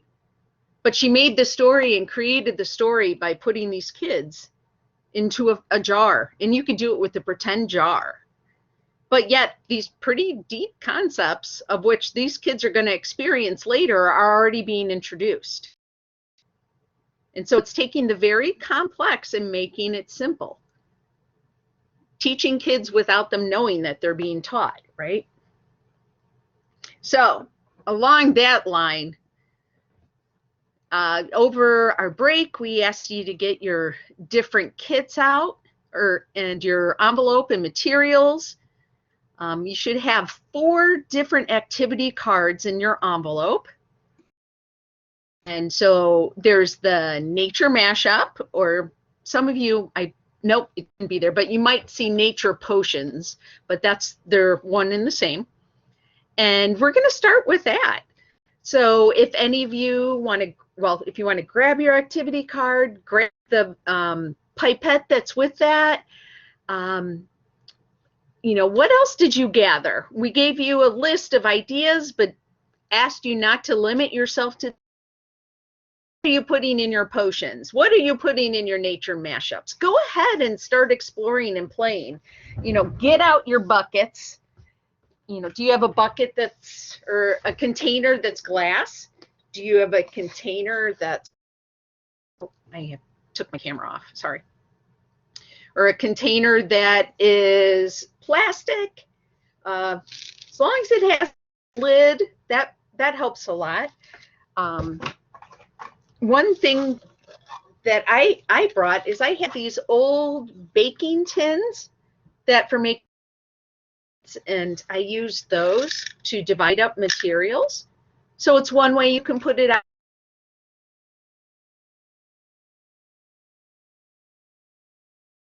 Little circle for different material. This is the part where we'd like to help you work through what it means to unpack everything we've been talking about. How do we integrate the questions? How do we integrate that neuroplasticity or the mindset that's open to growth? How do we take that which we've learned, the theoretical, and put it into practice? So this is our first step of that. After we're done going through the 4 different activities, and Ryan too will talk about, you know, his experiences, what they did last year. Then we're going to pull out the toolkit and show you the resources we also have for you, some of which you already have in your envelope, but other things that are available too, so that you can see, you know, to answer the question, okay, yeah, I've been taught this, I've experienced this, I've taken the theoretical and started to put it into practice, but now what? So we're going to do these next steps now. So as you get out your activities cards and you get your materials out, spread them out. You know, did you bring, we'd love to hear about what you selected. That's part of the fun, how you think outside of the box, or if you just decided to go with the list that we sent to you. That's, you know, the cool thing with art and really integrating process art or science in general is there's not a specific rule that you need to follow. And, you know, in a sense, we're taking our hypothesis. So I'm going to be quiet a little bit. Please feel free to steal the chat, and please feel free to weigh in and take over the mic. We'd love to hear you speaking and show us what you come up with. So if you just go ahead and start actually physically making your potions or your nature mashups. Dandelions, yep, there are. It's the starter for your dandelion wine, right? Extra mint, oh, that's gonna smell good, yeah. So not only will you have potentially taste or touch, but you're adding smell. Yeah, the more senses you can bring in, the better, for sure. And what happens when you tear the mint up? What happens when you scrunch it up? What smells happen? Oops, I said I was going to be quiet. I want to see what you guys come up with.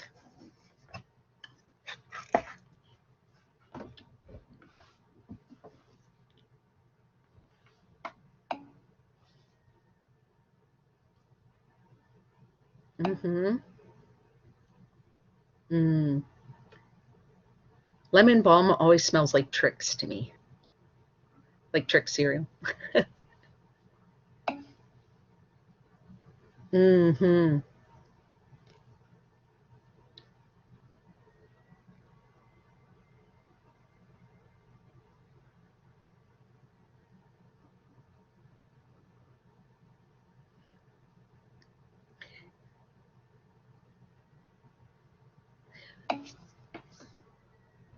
Ah, good one, Lindsay. Yeah, sink or float, for sure. What happens if we put a drop of food coloring in the water? What's, you know, scientifically speaking, what's the process of dilution? But what happens? I wonder if we put, what's going to happen to the color if we put in 2 drops of food coloring? I wonder if it'll be lighter or darker. What do you think?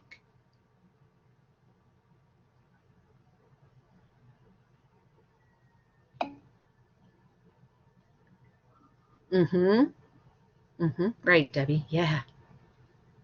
I love how you're incorporating so many senses. That's great.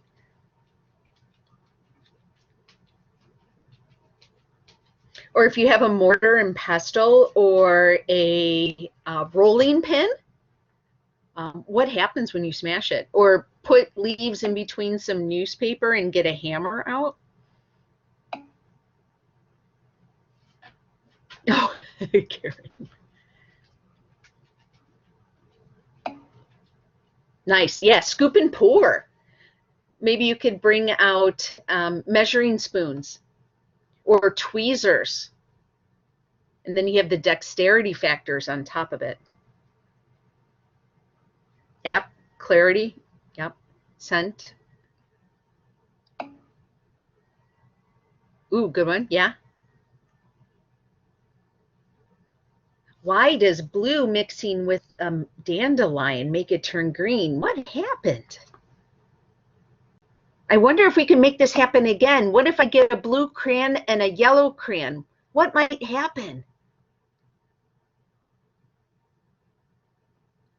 Awesome.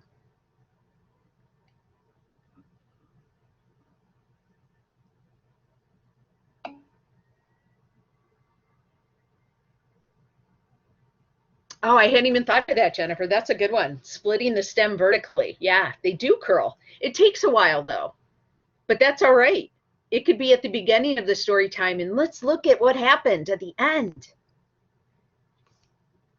And there's that new book out called, I think it's Kevin Henkes, right? The Dandelion Lion, or is it Dandelion? It's a real sunny cover. Dandelion, thank you.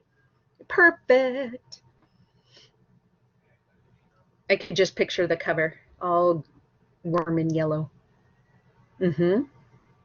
Oh, moving outside and adding the element of heat. What might change? I wonder if smell might change. What do you think? What happens when we spill it across the tile floor? How far might the spill go? You might as well, you know, kind of dive. I think it might travel 8 blocks, 8 tiles. Have a bet. Ryan, what happened when you guys did this one?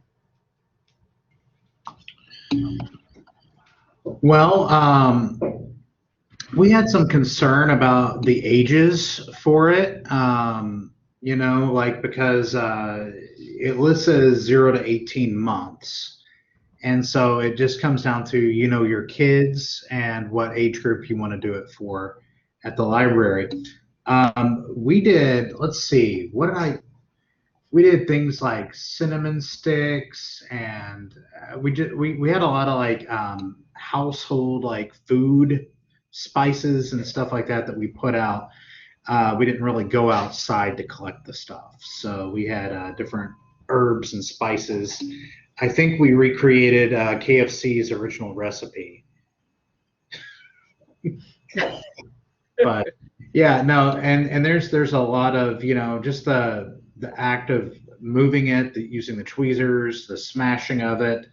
You know, the parents and the adults helped a bit with this one, but you know, they were still experiencing the science and making ideas. So yeah, there's another very similar program that's listed about using vinegar to melt different colored ice to make art that we'll see later, and that's a really great program too. Yeah. Well, it might be, that's a good point, Pam, is you need to consider your audience for sure. So there's a lot of edible plants out there. It could be a real opportunity to teach what is edible and what isn't. So dandelions are edible, violets are edible, dandelion leaves, certainly all herbs, really good opportunity. And I suspect there's a lot of parents that don't know what an herb might look like in nature versus on the shelf at the grocery store. So it could be a real training opportunity there. For sure, cause and reaction. Right. Both scientific and mathematical concepts at the most basic level. Yep, and you know smashing's going to happen. You know spills are going to happen. Just plan for it. You know, put down a plastic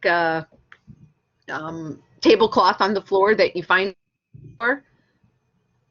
One you can rewash and rinse off or hang it outside to dry when you're done. Expect there'll be parents there that are willing to help clean up. And you can, one thing I've done some in past programming that's been really efficient for myself, so I didn't have to have all the pressure of cleanup on me. At the beginning, I'd ask if there was a family or two or a child or whomever's participating who'd be willing to help me clean up. And, you know, they could be my little assistant or my, you know, my special family of the week. And then sometimes I'd give them, you know, we always have extra books or extra whatnots in the cabinet. Give them some art supplies. Give them a book that is just sitting on the shelf waiting for summer reading to come up. You know, give them a family game. Yeah. You know, and if parents are worried about messiness, there's always plastic garbage bags. You can put holes for a neck and holes for arms and instant, you know, art cape for a child. So just have some, I don't know, Kroger bags in the back. Even that little bit might help. Oh, just an idea. All right. Does anyone want to show us their mashups? I suspect all of them will look different because it's not about the end product. It's about what you're doing right now, messing with it. Feel like turning on your camera and showing off?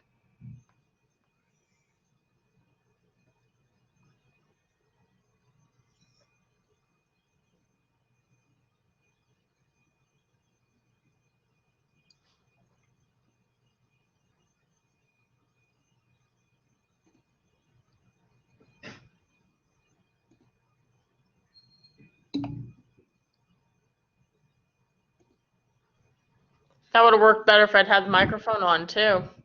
Nice. Okay. Go, Rachel. I'm not working with a full set. I'm at the end of my semester. I don't know what's going on. My brain's fried.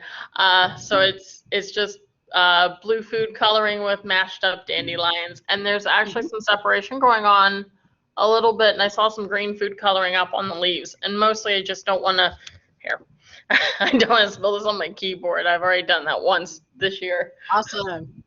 For Thank a different you. program. Mm-hmm. So there you go. It's kind of pretty. Yep, exactly. You're right, Karen. Nice job, Rachel. Kudos to you. Thank you for being brave. Yeah. I found that parents are mostly worried about the cleanup. And like you guys mentioned, someone mentioned earlier, that if you warn them, or even if you just are like, you know, this whole program series has the potential to be messy. Come in play clothes. You know, just that little warning helps. Yeah, great. Well, why don't you pull out this second one? What do you think we should do next, Ryan? We could stay chronological and do shake, rattle, and roll. That helps with my number math concept here. All righty. Pull out your shake, rattle, and roll card. Let's make some music. Yeah.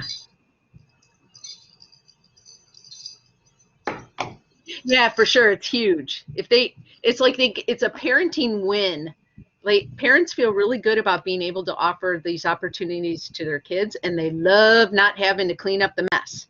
So it's like, you're like, yay, parents, you brought them, well done. And they feel good about it themselves. You feel great because you've helped teach some concepts and given kids experiences. It's a win across the board. Yeah, I'm glad that happens, Jillian.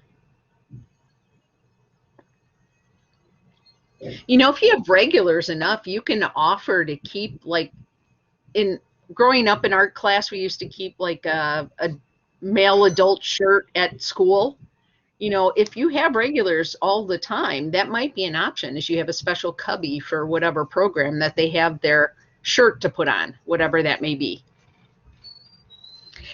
Yeah, the layout of the cards are great, and those are all available in the toolkit, and there's additional ones too that are listed for other ideas. So say you don't really want to do the nature mashup, that's fine. There's 2 other ideas listed just to get your brain started, and give you ideas to work with, and then you can just kind of take off on your own in whatever direction you want.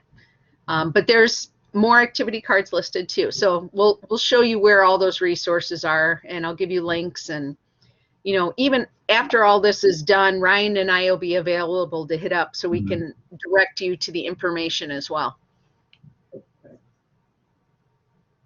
Oh, that's cool, Debbie. I like that. They have quilts made of handprints that kids have been at the library over the years. That's neat. Yeah, it's a way of leaving a little bit of themselves behind, saying, I was here. That's neat.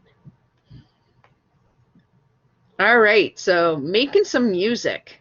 Let's talk about questions that can be, asked about this. What are things you can say as the kids and families are working on this and putting it together? You might have situations too where you have a family instead of just a child there with, you know, an older sibling that needs to be integrated. And I wonder how you might, you know, help have them also participate along with a younger child. Because this one's 18 months to 3 years, is that right? Am I remembering right? Yeah. And those are, you know, just guidelines. That doesn't, it's not hard and fast.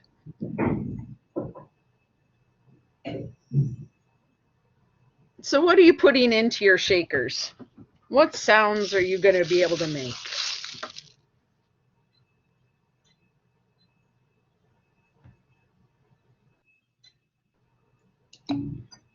Ah, beans, yeah. What will be loud, soft? What happens if you shake it harder? Yeah, bells always go to Christmas, doesn't it?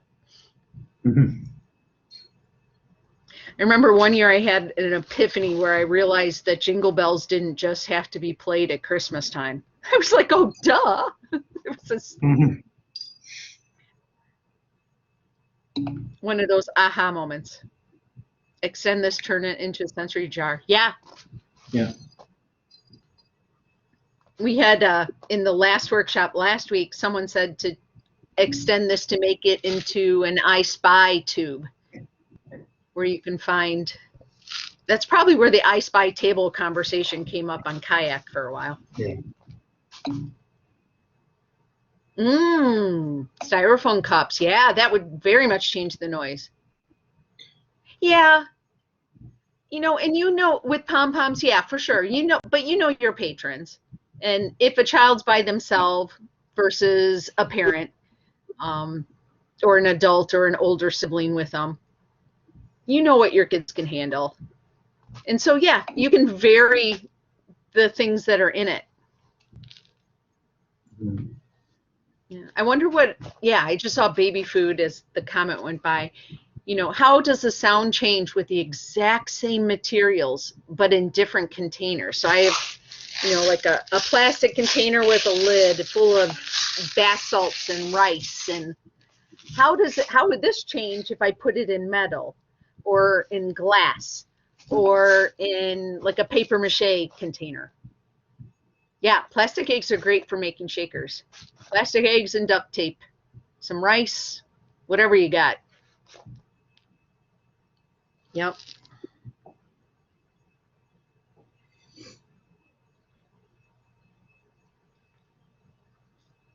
What, I wonder what would happen if we fill the jar, or almost fill the jar with the pom-poms.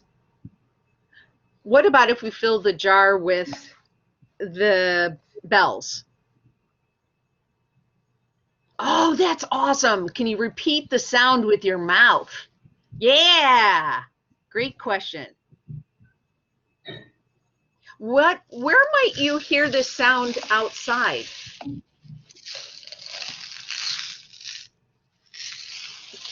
Can you think of a place or a time where you might have heard something like this outside? Yep.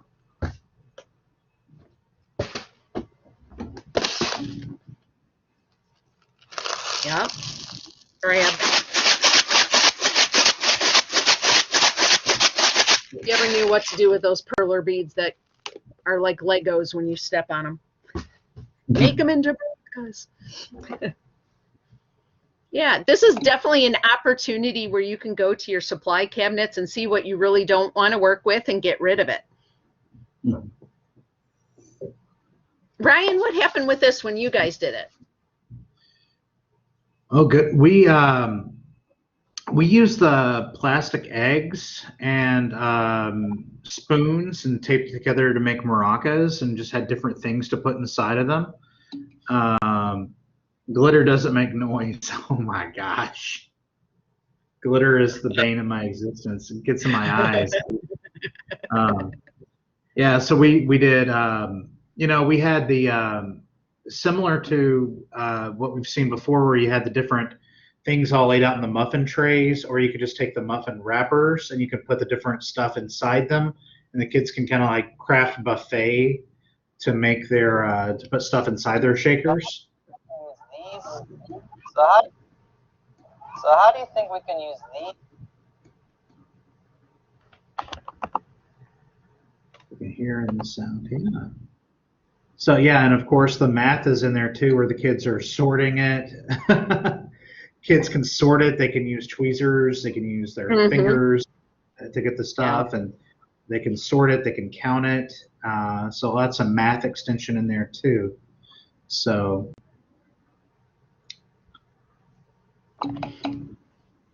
Glitter is fairy dust.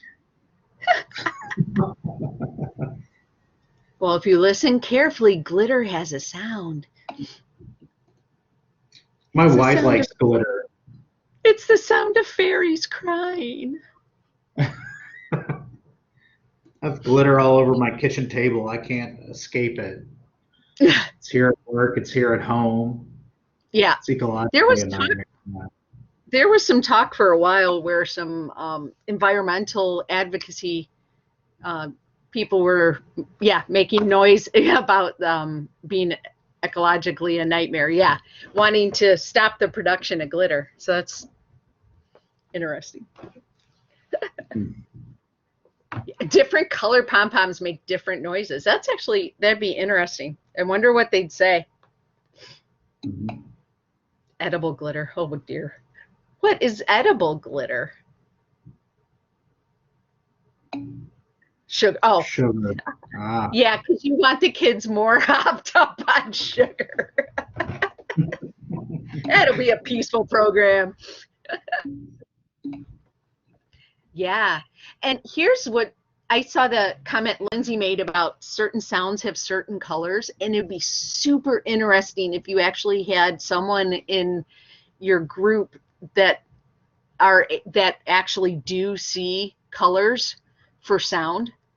So that would be really interesting conversations to happen if that was the case. Oh, and then you send them home. Yes. Give them sugar. Bye-bye. We're supposed to model good everything, right?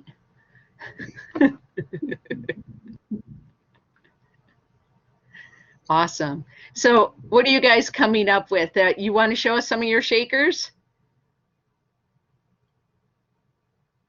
Oh, she does have synesthesia.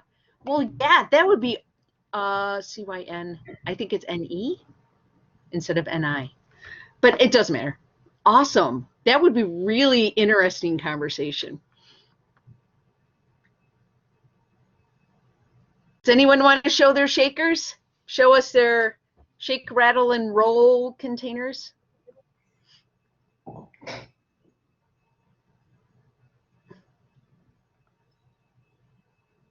No. I know not everyone has, I was going to say, has the camera possibility. That might be an issue. Right. Hey, Ryan, I'm going to jump over and try and do that the music recording. Oh, okay. So see how that goes. This one has volume again, and I tried to actually or a different recording.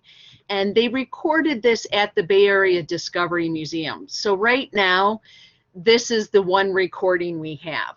So turn up your volume and we'll see what we could do. I'll send you the MP4 later as well. So perhaps if it's directly on your screen, it might make a difference. Probably not. But anyway, it's still worth the watch. So I suspect you'll be able to hear it just fine. I just wanted to give you a heads up. So just give me a minute because, as you all know, this is a new platform to me and we're figuring this out as we go. Doo-doo.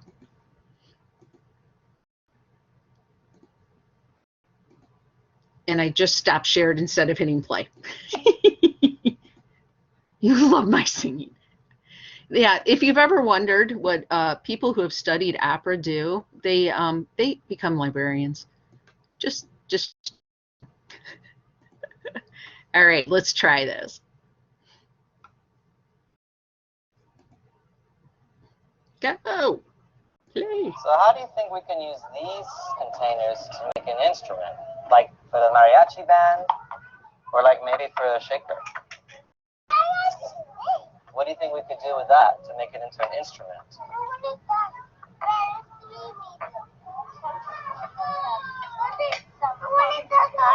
You think maybe we need to put something inside like these shakers? Well, what do you think we could put inside? You think you want to try the fish pebbles? Ah, it looks different. Oh, that tape did work better, Frida. Look, none of the sand is falling out anymore. Can you tell Jennifer your idea?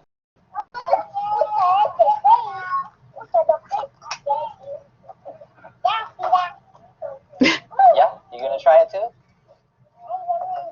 You want to tape some more? Maybe you want to come sit next to Jimenez so you can reach the tape.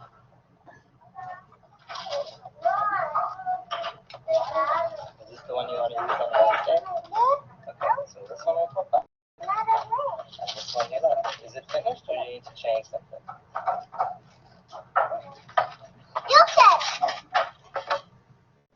What I try to focus on the most is critical thinking skills. The idea that they have to think, that we're not going to give them an answer to, and the idea that even once they think up what they think might be an answer, that there might be multiple answers that could all be equally. And sometimes your idea might not work the way you thought it would, and so you have to rethink it. And in addition to that is the collaboration. So whenever possible, to try to get children to talk to each other, or just to notice each other and to try to build on each other's ideas.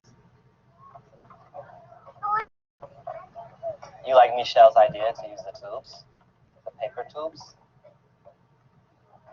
and the rubber bands, you're going to tie them around there. You're trying to find two shapes that are the same. Two sizes, the same length. Oh man, you're having a hard time finding one that's the same as that.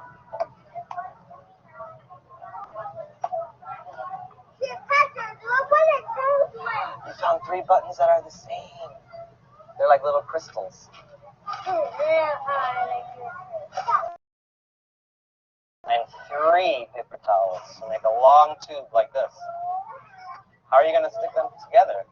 How are you going to attach them?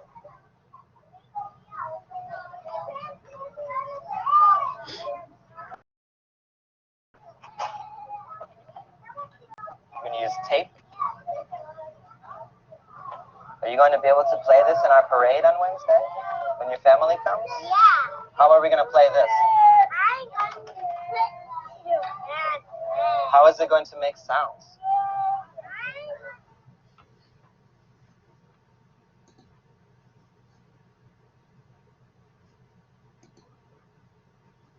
Yep.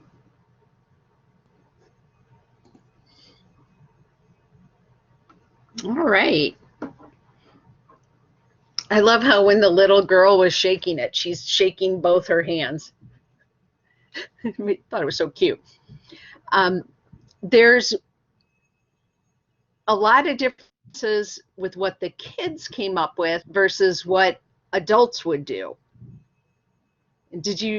What were your thoughts with that?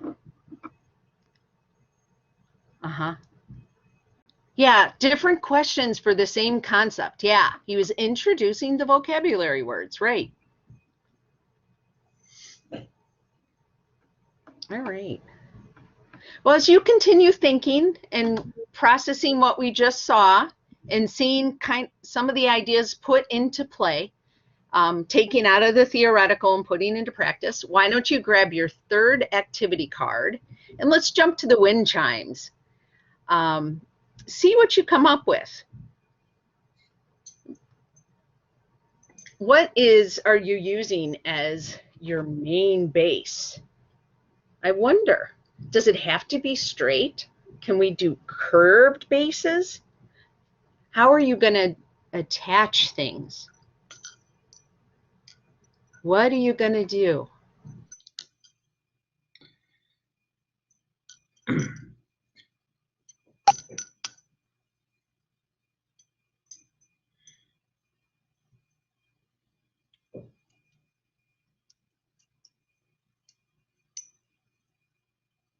This program has the honor of being the program that I had planned to do right before we had to shut down because of COVID. So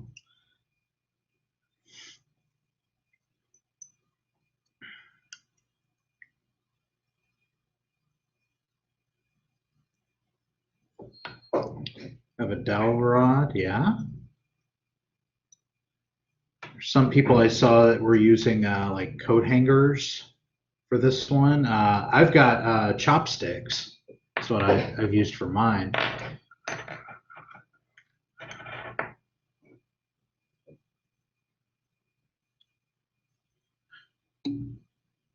Paper straws, library logo pencil, yeah. So you can use all kinds of different things, rulers, yeah. So we probably have lots of things sitting around that we could use for this activity. And what I think one of the great things about the activities that they've provided are a lot of them you can just use whatever you have around and shows that creativity. You have different types of things that you can connect to it and different ways of connecting them. Yeah, great opportunity to clean out the closets. Do a spring clean. Now mine, I have shells, beads, washers, really anything. So you can use wire, you can use stems like pipe cleaners, you can use yarn and just tie these together. But you know, we're also looking at some of these math skills because you get to count like how many beads you're putting on, how many washers or shells, different things, and of course spacing too, right? We're learning about that spatial awareness because if it's all the way up here, it's not going to chime into the other things. So, and unfortunately, we didn't get to do this one live because of COVID, you know, but this was one we had ready to go. But yeah, it was right there on the docket, and then they're like, nope, no programming, no nothing. So, but what are some of the things that we're coming up with here? I had a lot of straight edges. We're talking about, yeah.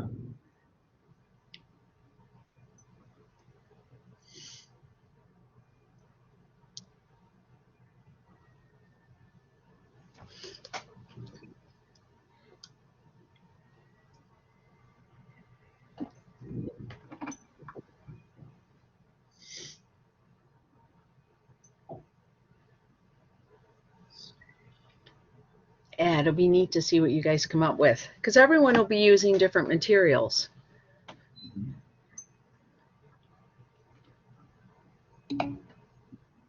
Oh, old keys. Yeah. Yep. Christmas bells. Leftover bells. Yeah, and with the smaller beads, I tried to get larger beads actually, and apparently either clicked on the wrong one or they sent me the wrong one. But I figured I'd throw them in the bags anyway. So see if it didn't work for this activity, you could do it in the shake, rattle, and roll one or whatever. But try not to be discouraged if you get the wrong materials. Think of it as a way to let the kids come up with ideas and how to implement and use them. And then I don't feel as bad.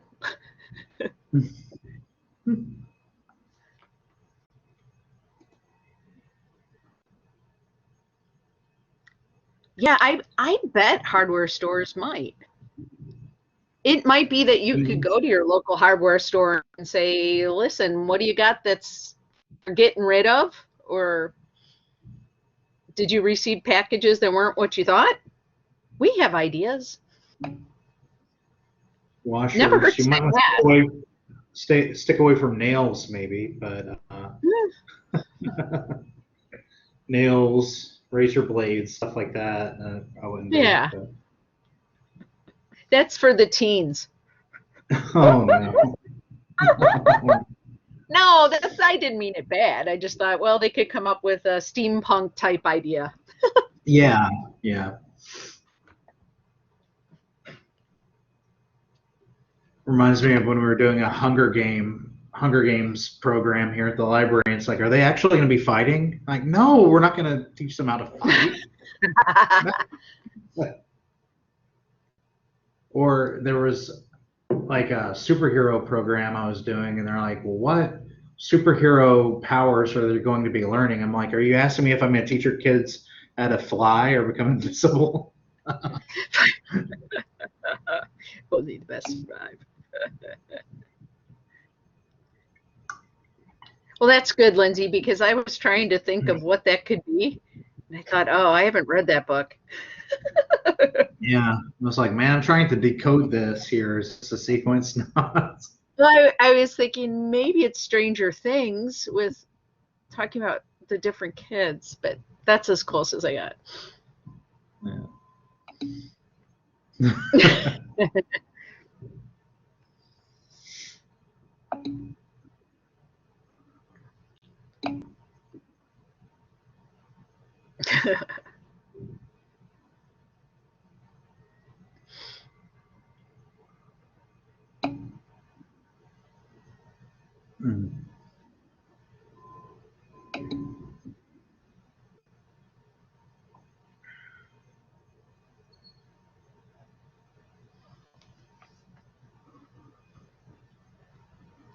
So what are your thoughts with this as you're working through this?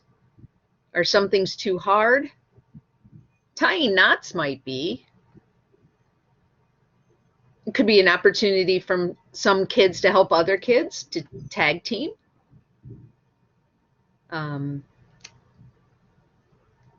You could have teams or pairs, adult-child teams. Or maybe there's some kid that's really, really good at tying knots or bows. He or she could be the special helper. Anyone feeling brave enough to show it off? It doesn't have to be a completed thing. It's more, yeah. Yep. Parents will be on the verge of, here, I'll do it. Yeah, that's where you step in and just say, I wonder what he or she or they would do. I wonder what they'd come up with. Let's watch. Yeah. Pipe cleaners, that's one of the reasons we put them in there. Oh, Rachel, you're on it again. Wow, look at that. What do you have for your crossbar? I have a very pointy chopstick. I think this stab a little kid. It seems very pointy on the end. Yeah. I don't know why my mom came with so many chopsticks even. It's like somebody went to the sushi bar and decided crafts would be great with these. Yeah. You could present it as an opportunity to experiment with risky play and let the kids set their limits and see what they do with some help.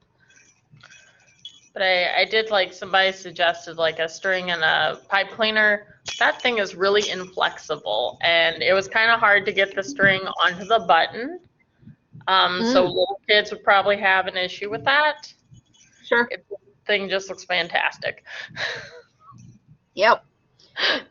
And it's an opportunity, like you have different lengths of your materials. What if you made everything the same length, or what if we did 2 longs, or what happens? Do they bonk against each other? Can they make sounds on their own? Can they, since we're, COVID time, no, but why don't we blow and see if, what's going to happen? Can we make it move? Oh, yeah, sturdy milkshakes. Yep, straws. Milkshakes, no. Straws, yes. If you have paper straws, how is that different than the plastic straws? Yeah, paper straws would be a good one. Yeah, and in your next activity kit, there's some black paper straws. So you can steal from that kit and put it in this kit. Yeah, Jennifer, don't stab each other. You know it's going to be a sword fight, right? That's creative and imaginative play.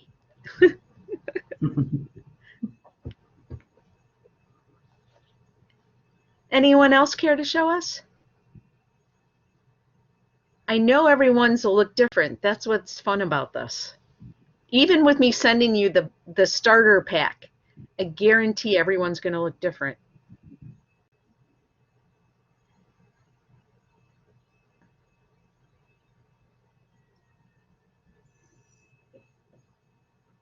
And this was one you didn't get to do, right, Ryan? Am I remembering?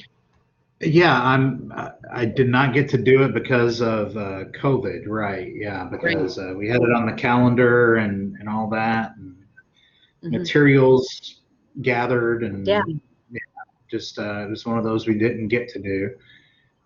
There are others that we did as to-go kits, but this one we did not do in person. So. Yeah, and that's actually, you mentioned to go. All of these activity cards would be really easy things to send home, and encourage parents to upscale or recycle their materials they have at home. So what can you come up with? What's with what is in the recycling bin? Or maybe you at the library have a bunch of things to get rid of. Why don't you take throw 3 or 4 things in your bucket and take it on home?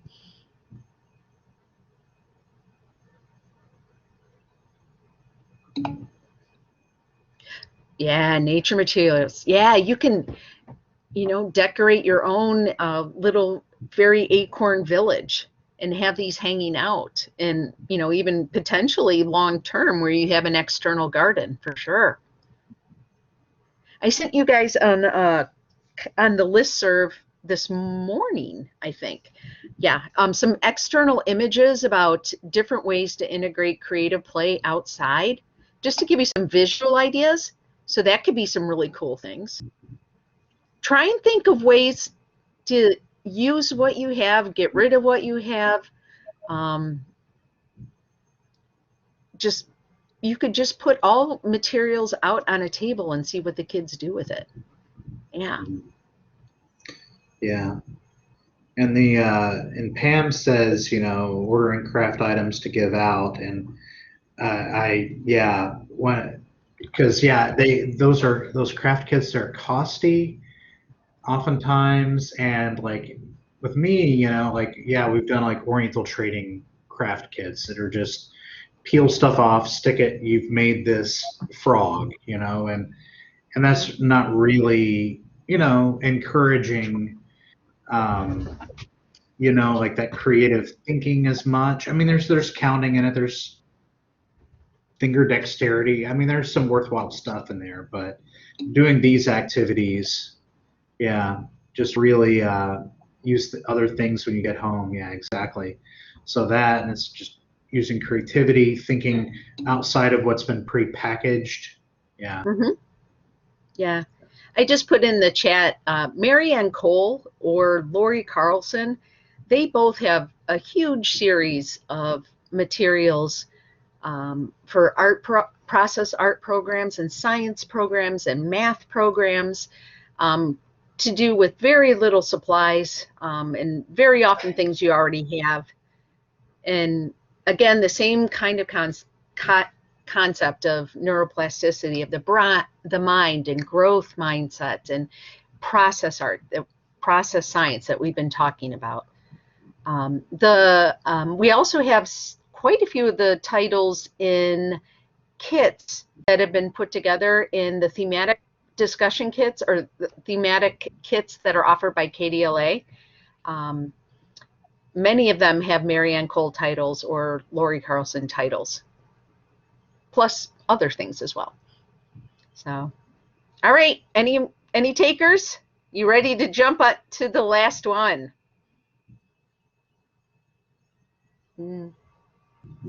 Any other people to show us their creations? Right.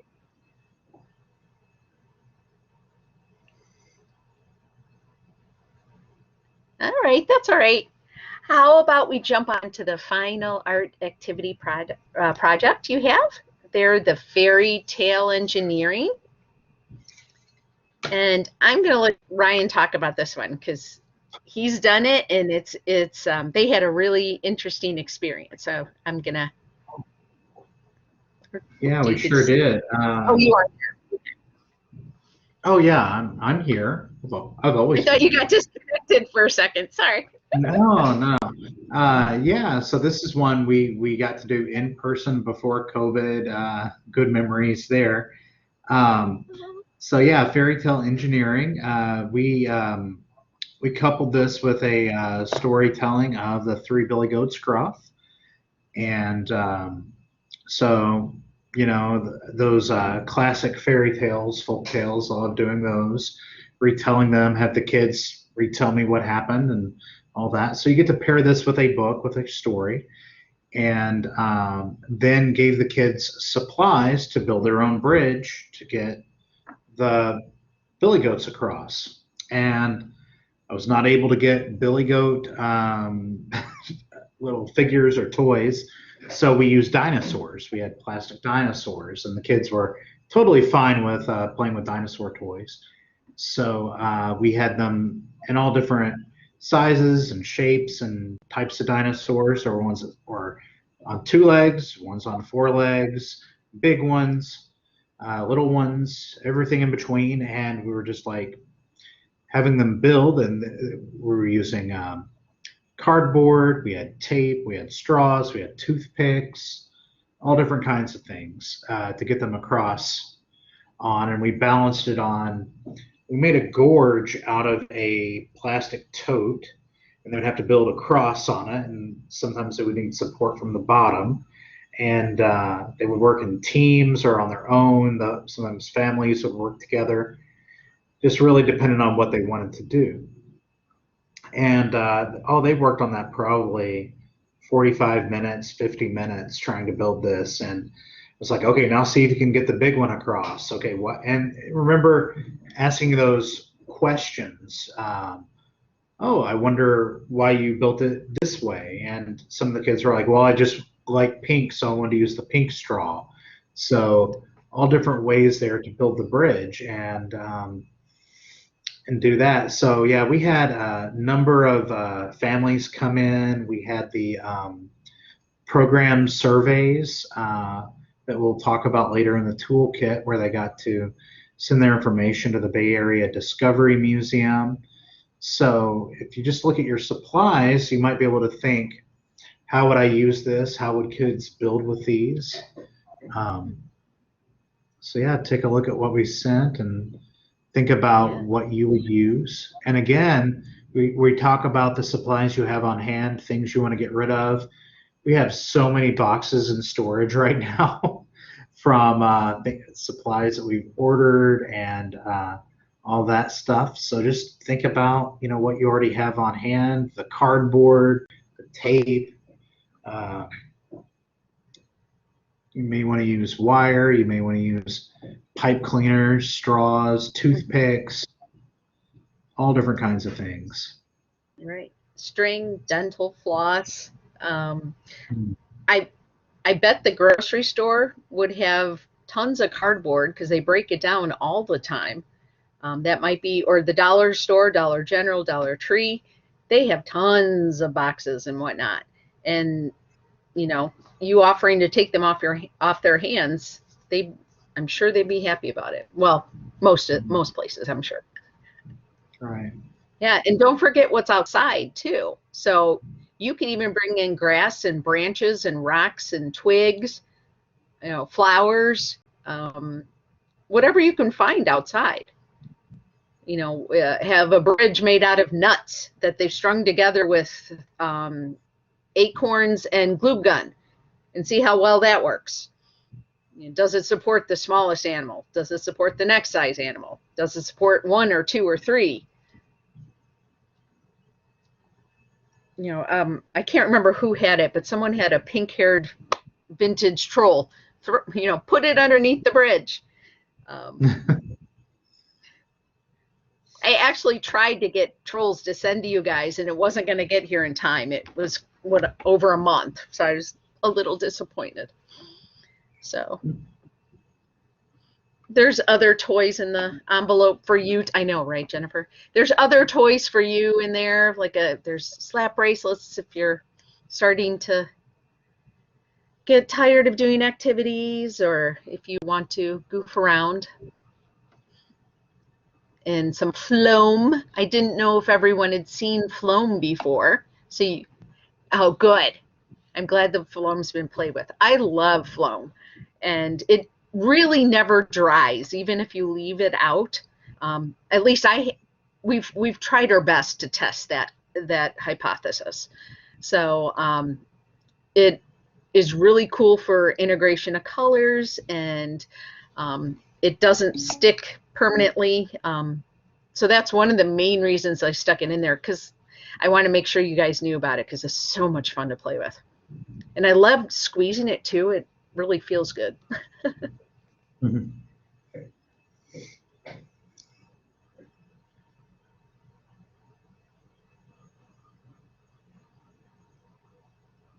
So this could be also, you can make mazes. Oh, hey, there's a question for you, Ryan, too. Can you tell us how the goats got across using the materials you sent us? Well, I think that you would want to supply extra materials with that, maybe some cardboard. You know, I think that I don't know, with your library, you know, some of the kids used books from the collection to help build a bridge, and the support and stuff. So all different things. Yeah. So you're going to want to supplement, you know, whatever is sent with that. Do I have any No, unfortunately, I don't have any photos, because we were requiring like photo release and stuff at the library, so I didn't have the photo release forms when we did the program, so I didn't get any photos of that. But I know that photos of very similar programs exist online, so you can find that. But yeah, we use. Sorry. Oh, I was just saying. On the activity card has it. Yeah, we used, you know, cardboard, but you don't want to just put in big pieces of cardboard. You want to kind of cut it up, so they have to at least do some construction. You don't want just like, oh, here's a piece of cardboard and it's over. And use different kinds of paper, so of different thicknesses. You know, you might have cardstock or copy paper, construction paper. You know, use tubes, craft rolls, toilet paper rolls, whatever. Leftover paper scrap straws, yeah.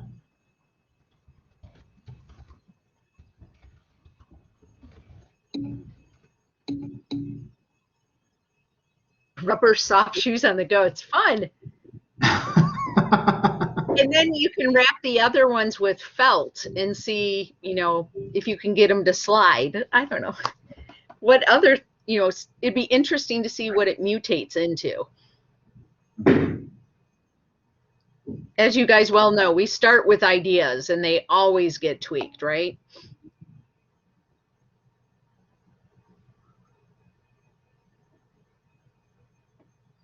That's great, Amanda. Yeah. Yeah. And don't forget, with all of these activities, that there are, you know, use your knowledge of your collection. Stories and literacy can go with any of these, I think, you know, and you can add that element to any of these activities. Yeah, certainly. This doesn't just have to be for go scruff, you know.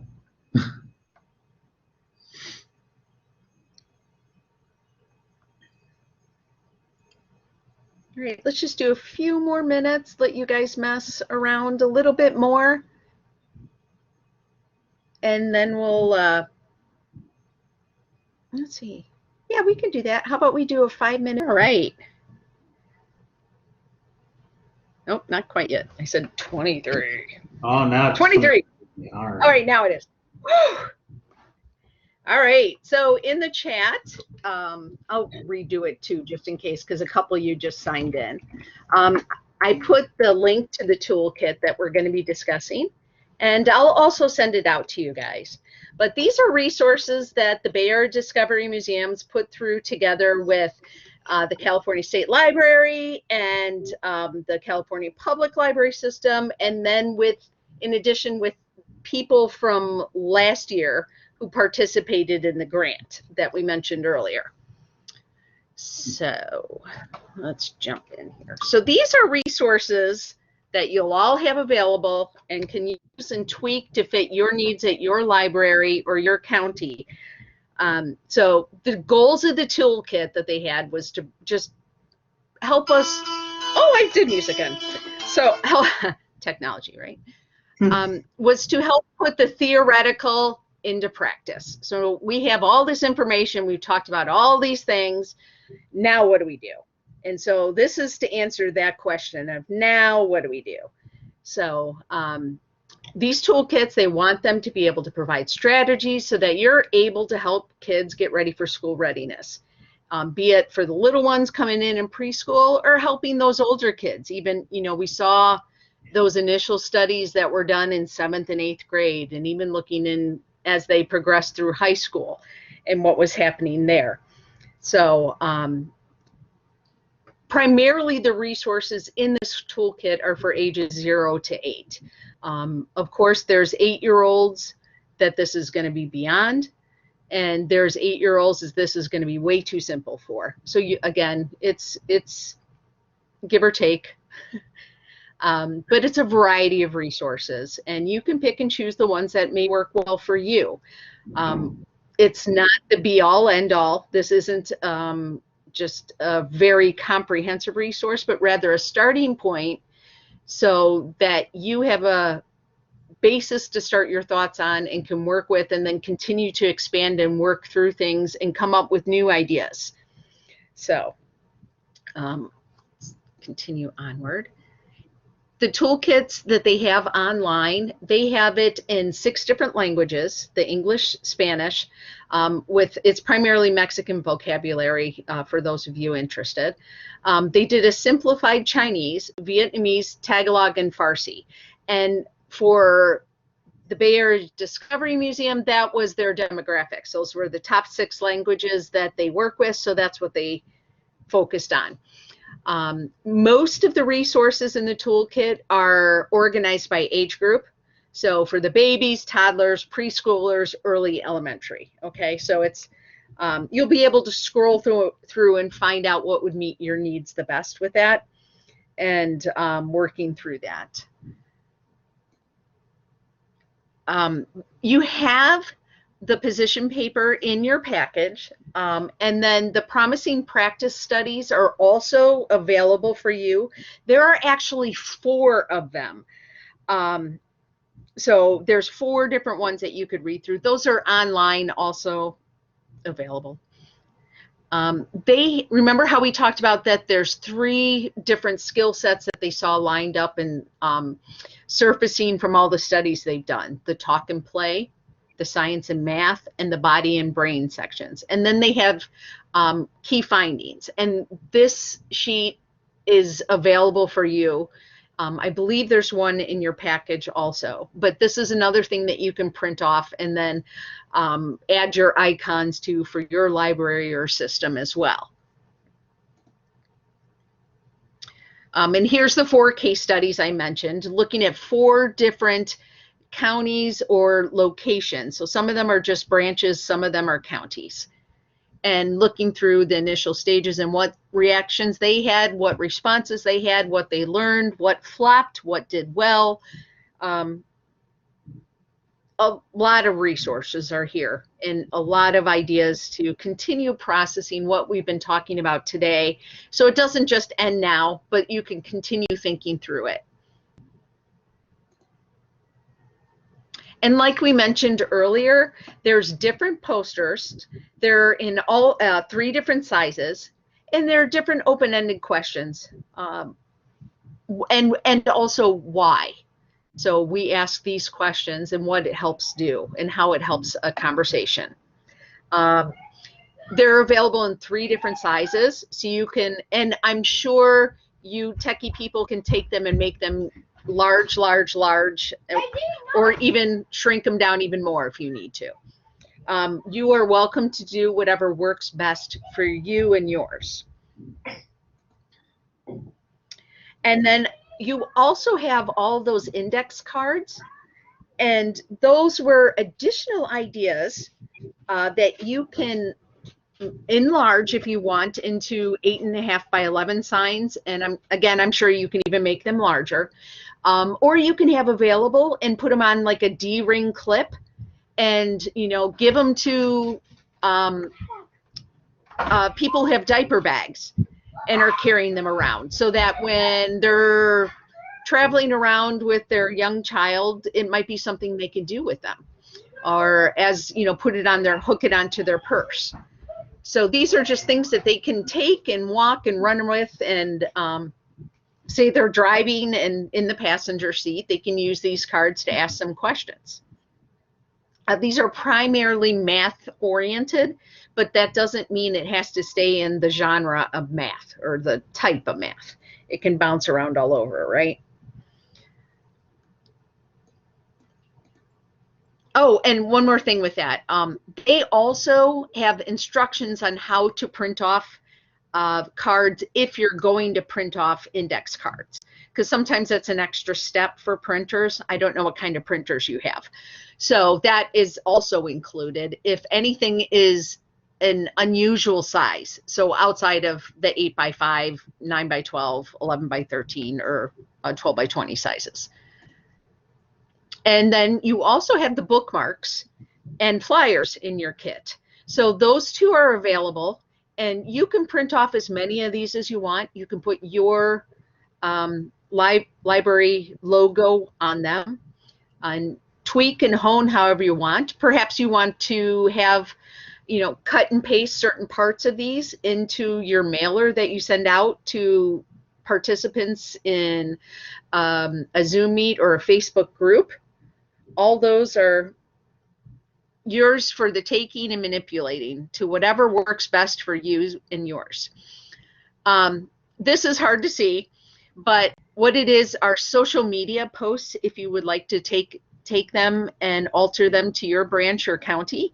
And they're in all the 6 different languages that we mentioned earlier. So English, Spanish, with the primarily Mexican vocabulary, simplified Chinese, Vietnamese, Tagalog, and Farsi. And they were open to adding new languages if there were enough people interested. So that would just be contacting them, and they would see what was involved in adding new languages. Like perhaps French was one that came up. But you may have other ideas. I know Kentucky has a decent Japanese population, Japanese speaking population also. I know there are quite a few people from Russia and the Ukraine. We have a lot of Syrian, Bosnian, and Croatian people.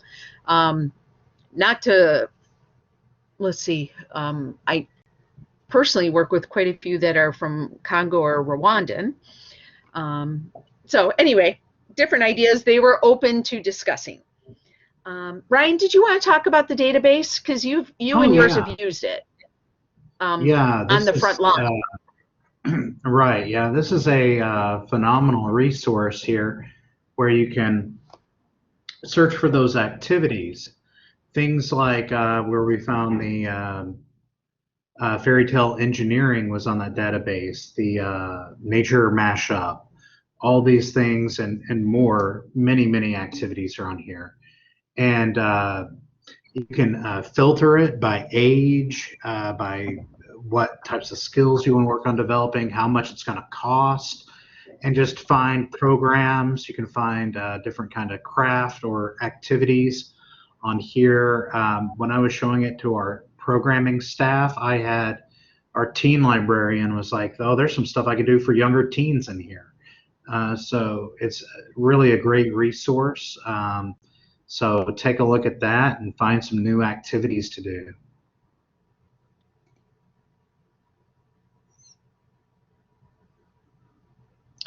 So yeah, and you'll see that this really is just an extension of programming you're already doing. Like I told you, the fairy tale engineering is something you can add to a story time. You can any of these activities can have literacy focuses, and you're not necessarily creating a new program, you're adding it on to what you already do, modifying what you're already doing to have these concepts of the growth mindset. Or perhaps just explaining it in slightly different way that may really resonate with another parent or adult in a way that hasn't done before. And you're seeing some examples there of using the signs and posters in the library. These aren't from our library here in Davis County, but we did similar things here where we would put like, oh, time to try math activities. Here's why puzzles are important. And we put them next to our puzzles. And can you count how many books by this one author? And we put that near the chapter book section, just so that the adults have a reason to interact with the kids as they're visiting the library. This also has a feeling a little bit more of a museum too, and you get that that cross-curricular experience, highlighting what you're already doing and highlighting things that parents may not even realize that they're helping their kids do when they do these things. And you're helping to facilitate conversations, even when you're not present. So that's where signs are very powerful.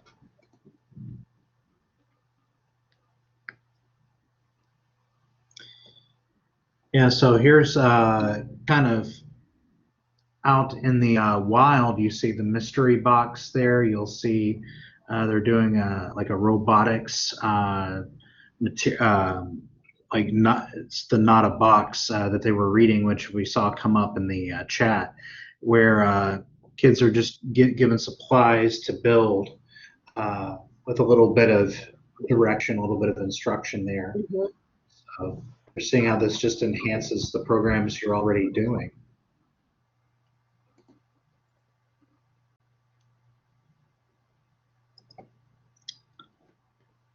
So yeah, and there's social media posts ready to go there that you can put out. Let's see. So that's also included in the toolkit. I think on that one page that Amy was showing, it's broken down by, you know, stuff that's formatted for Twitter, stuff that's formatted for Facebook. So they've really done a lot of the legwork already for you. So other important resources you're going to see, there's the surveys there and the talking points. So one thing that they really want you to do is to have the adults who come in with the kids fill out the surveys and to send them to Bay Area Discovery Museum so they can test the effectiveness of the program that they've created.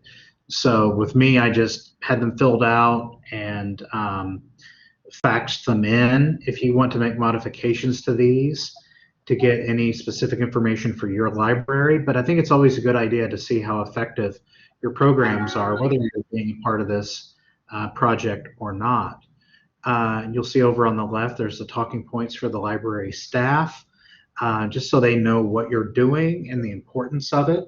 I did a training with all of my programmers when we started doing this and talked over the resources, had them watch some of the videos that are recorded on the toolkit just to get them on the same page, to let them know, like, hey, this is how we're going to try to talk to the kids and the adults now to model this behavior. This is why you're seeing these signs and different crazy activities at the library. It's a part of this program. Yeah, and you don't have to, of course, do it for every program. It's just here and there. If you think of it and have time, if you know those parents are receptive to this kind of thing, it's not a must do. It's a please do it if you can. It's helpful. Let's see. There's the link for the toolkit, and again, we'll send it out to you so you have it. And just have all these resources available. And you have our emails. I've included them in the mailings, and I'll send it out again. But please feel free to contact us. You know, even positives, negatives, things that need to be fleshed out, things that really resonated, we'd love to hear it. And it would help us also be better professionals to even have the conversations. So that would be appreciated. We are wrapping up at this point, and I put just now in the chat, there's one last link, and it's the post survey. So after taking the workshop, they wanted to find out, what did you learn? Has it changed your thoughts? It's another simple survey. If you would just take a moment to fill it out, and then we are